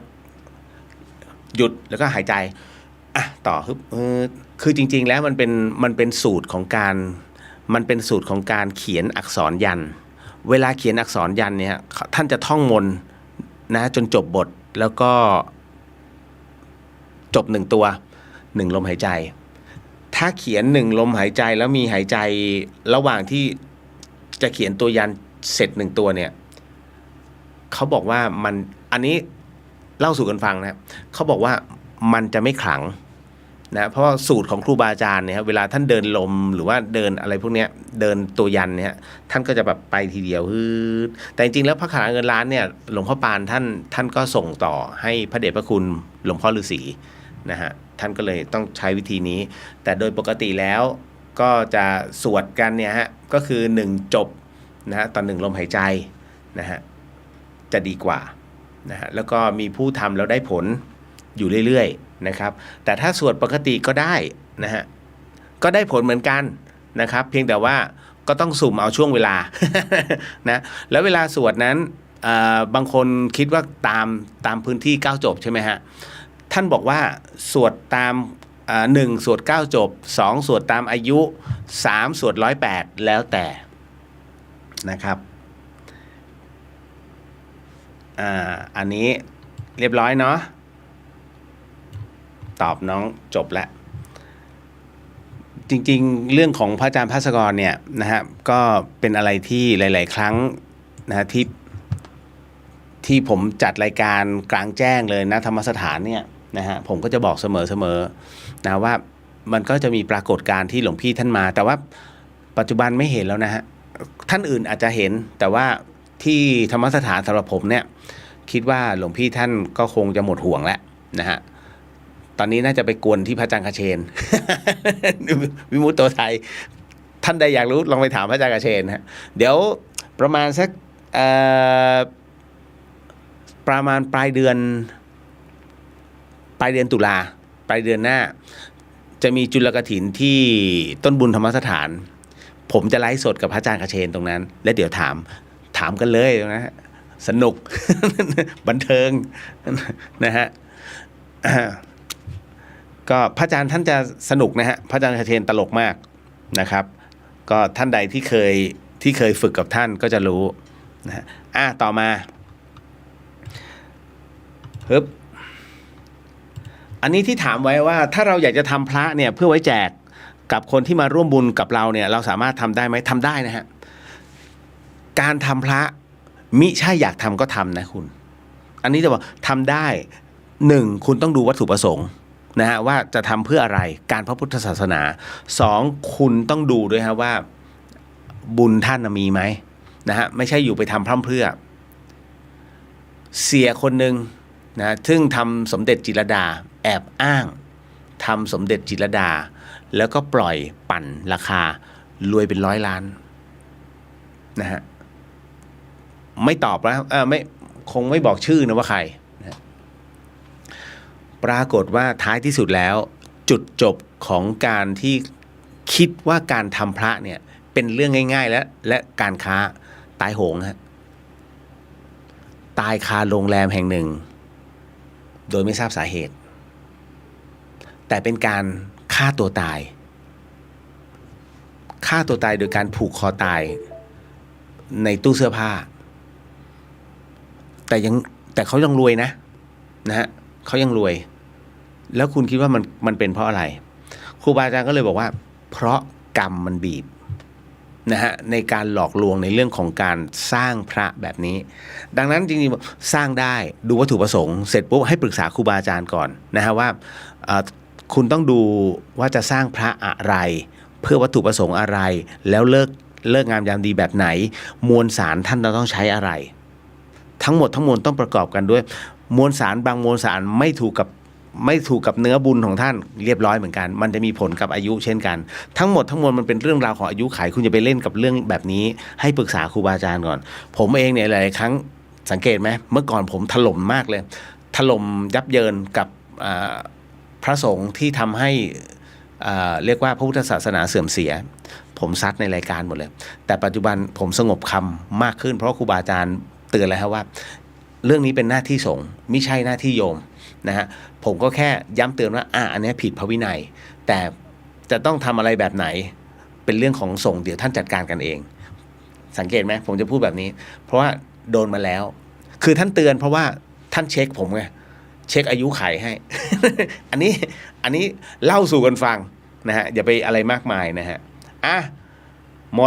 ดนะครับเดี๋ยวเอาไว้ต่อเอาไว้ผมหายดีก่อนนะฮะเสียงเสริงให้กลับมาคงที่เหมือนสายยันสัญญาก่อนนะฮะแล้วก็รักน้อยๆแต่รักนานๆนะฮะเอาละไว้เดี๋ยวเจอกันนะฮะเดี๋ยวถ้ามีกำลังเดี๋ยวผมเล่าเรื่องของหลวงพี่ให้ฟังอีกรอบแล้วกันนะฮะสาธุนะฮะ สิ่งหนึ่งสิ่งใดที่ผิดพลาดพลั้งไปต้องขออโหสิกรรมณที่นี้ไม่ได้ตั้งใจหรือมีเจตนาก็ขอมอบอานิสงส์ผลบุญในค่ำคืนนี้ถวายแด่องค์พระสัมมาสัมพุทธเจ้าทุกๆพระองค์พระธรรมเจ้าทุกๆพระองค์พระอริยสังฆเจ้าทุกๆพระองค์พระปัจเจกพุทธเจ้าทุกๆพระองค์พระอสิติมหาสาวกเจ้าทุกๆพระองค์รวมถึงพรหมเทพเทวดาทั้งหลายสรรพสัตว์สรรพวิญญาณทั้งหลายก็ขอให้ได้รับอานิสงส์ผลบุญในค่ำคืนนี้ด้วยเช่นกันขอถวายบุญนี้นะฮะให้แก่หลวงพี่ภัสกรภูริวัฒโนภวิไลก็ขอมอบอานิสงส์ผลบุญในค่ำคืนนี้ด้วยเช่นกันครับขอมอบอานิสงส์ผลบุญในค่ำคืนนี้ให้กับเหล่าครูบาอาจารย์ทั้งหลายสรรพสัตว์สรรพวิญญาณทั้งหลายสรรพเจ้ากรรมนายเวรทั้งหลายทั้งปวงของข้าพเจ้ารวมไปถึงคุณผู้ฟังทั้งหมดทั้งมวลก็ขอให้ได้รับอานิสงส์ผลบุญในค่ำคืนนี้ด้วยเช่นกันขอมอบอานิสงส์ผลบุญในค่ำคืนนี้ให้กับคุณผู้ฟังที่ฟัง FM 104.50 เมกะเฮิรตซ์ทั้งจังหวัดเชียงใหม่แล้วก็จังหวัดใกล้เคียงรวมไปถึงคุณผู้ฟังที่ฟังในช่อง YouTube ของวัดฝายหินแล้วก็ Facebook ของวัดฝายหินทุกๆช่องทางก็ขอให้ได้รับอานิสงส์ผลบุญในค่ำคืนนี้ด้วยเช่นกันขอมอบอานิสงส์ผลบุญในค่ำคืนนี้ให้กับคุณผู้ฟังที่ฟังในช่องเลียวเดอะเฮียนแล้วก็พุทธิสิทธิ์รัตนสมบูรณ์ก็ขอให้ได้รับอานิสงส์ผลบุญในค่ำคืนนี้ด้วยเช่นกันนะฮะก็ขออนุญาตนะครับในการ ให้บุญนี้กับสรรพสัตว์สรรพวิญญาณนะฮะสาธุครับสัพพโรกวินิมุตโตสัพพสันตาปวาจิโตสัพพเวรมติกันโตนิปุตโตจตุวังสัพพิทิโยวิวันจันตุสัพพโรโกวินาสตุมาเตภวะวันตรายโยสุขีทีขายุโกภวะอภิวาทนาสีริสนิจังวุฒาปัจจายโนจตารโรธรรมาวทันติอายุวันโนสุขังพะลังนิพพานังปรมังสุขัง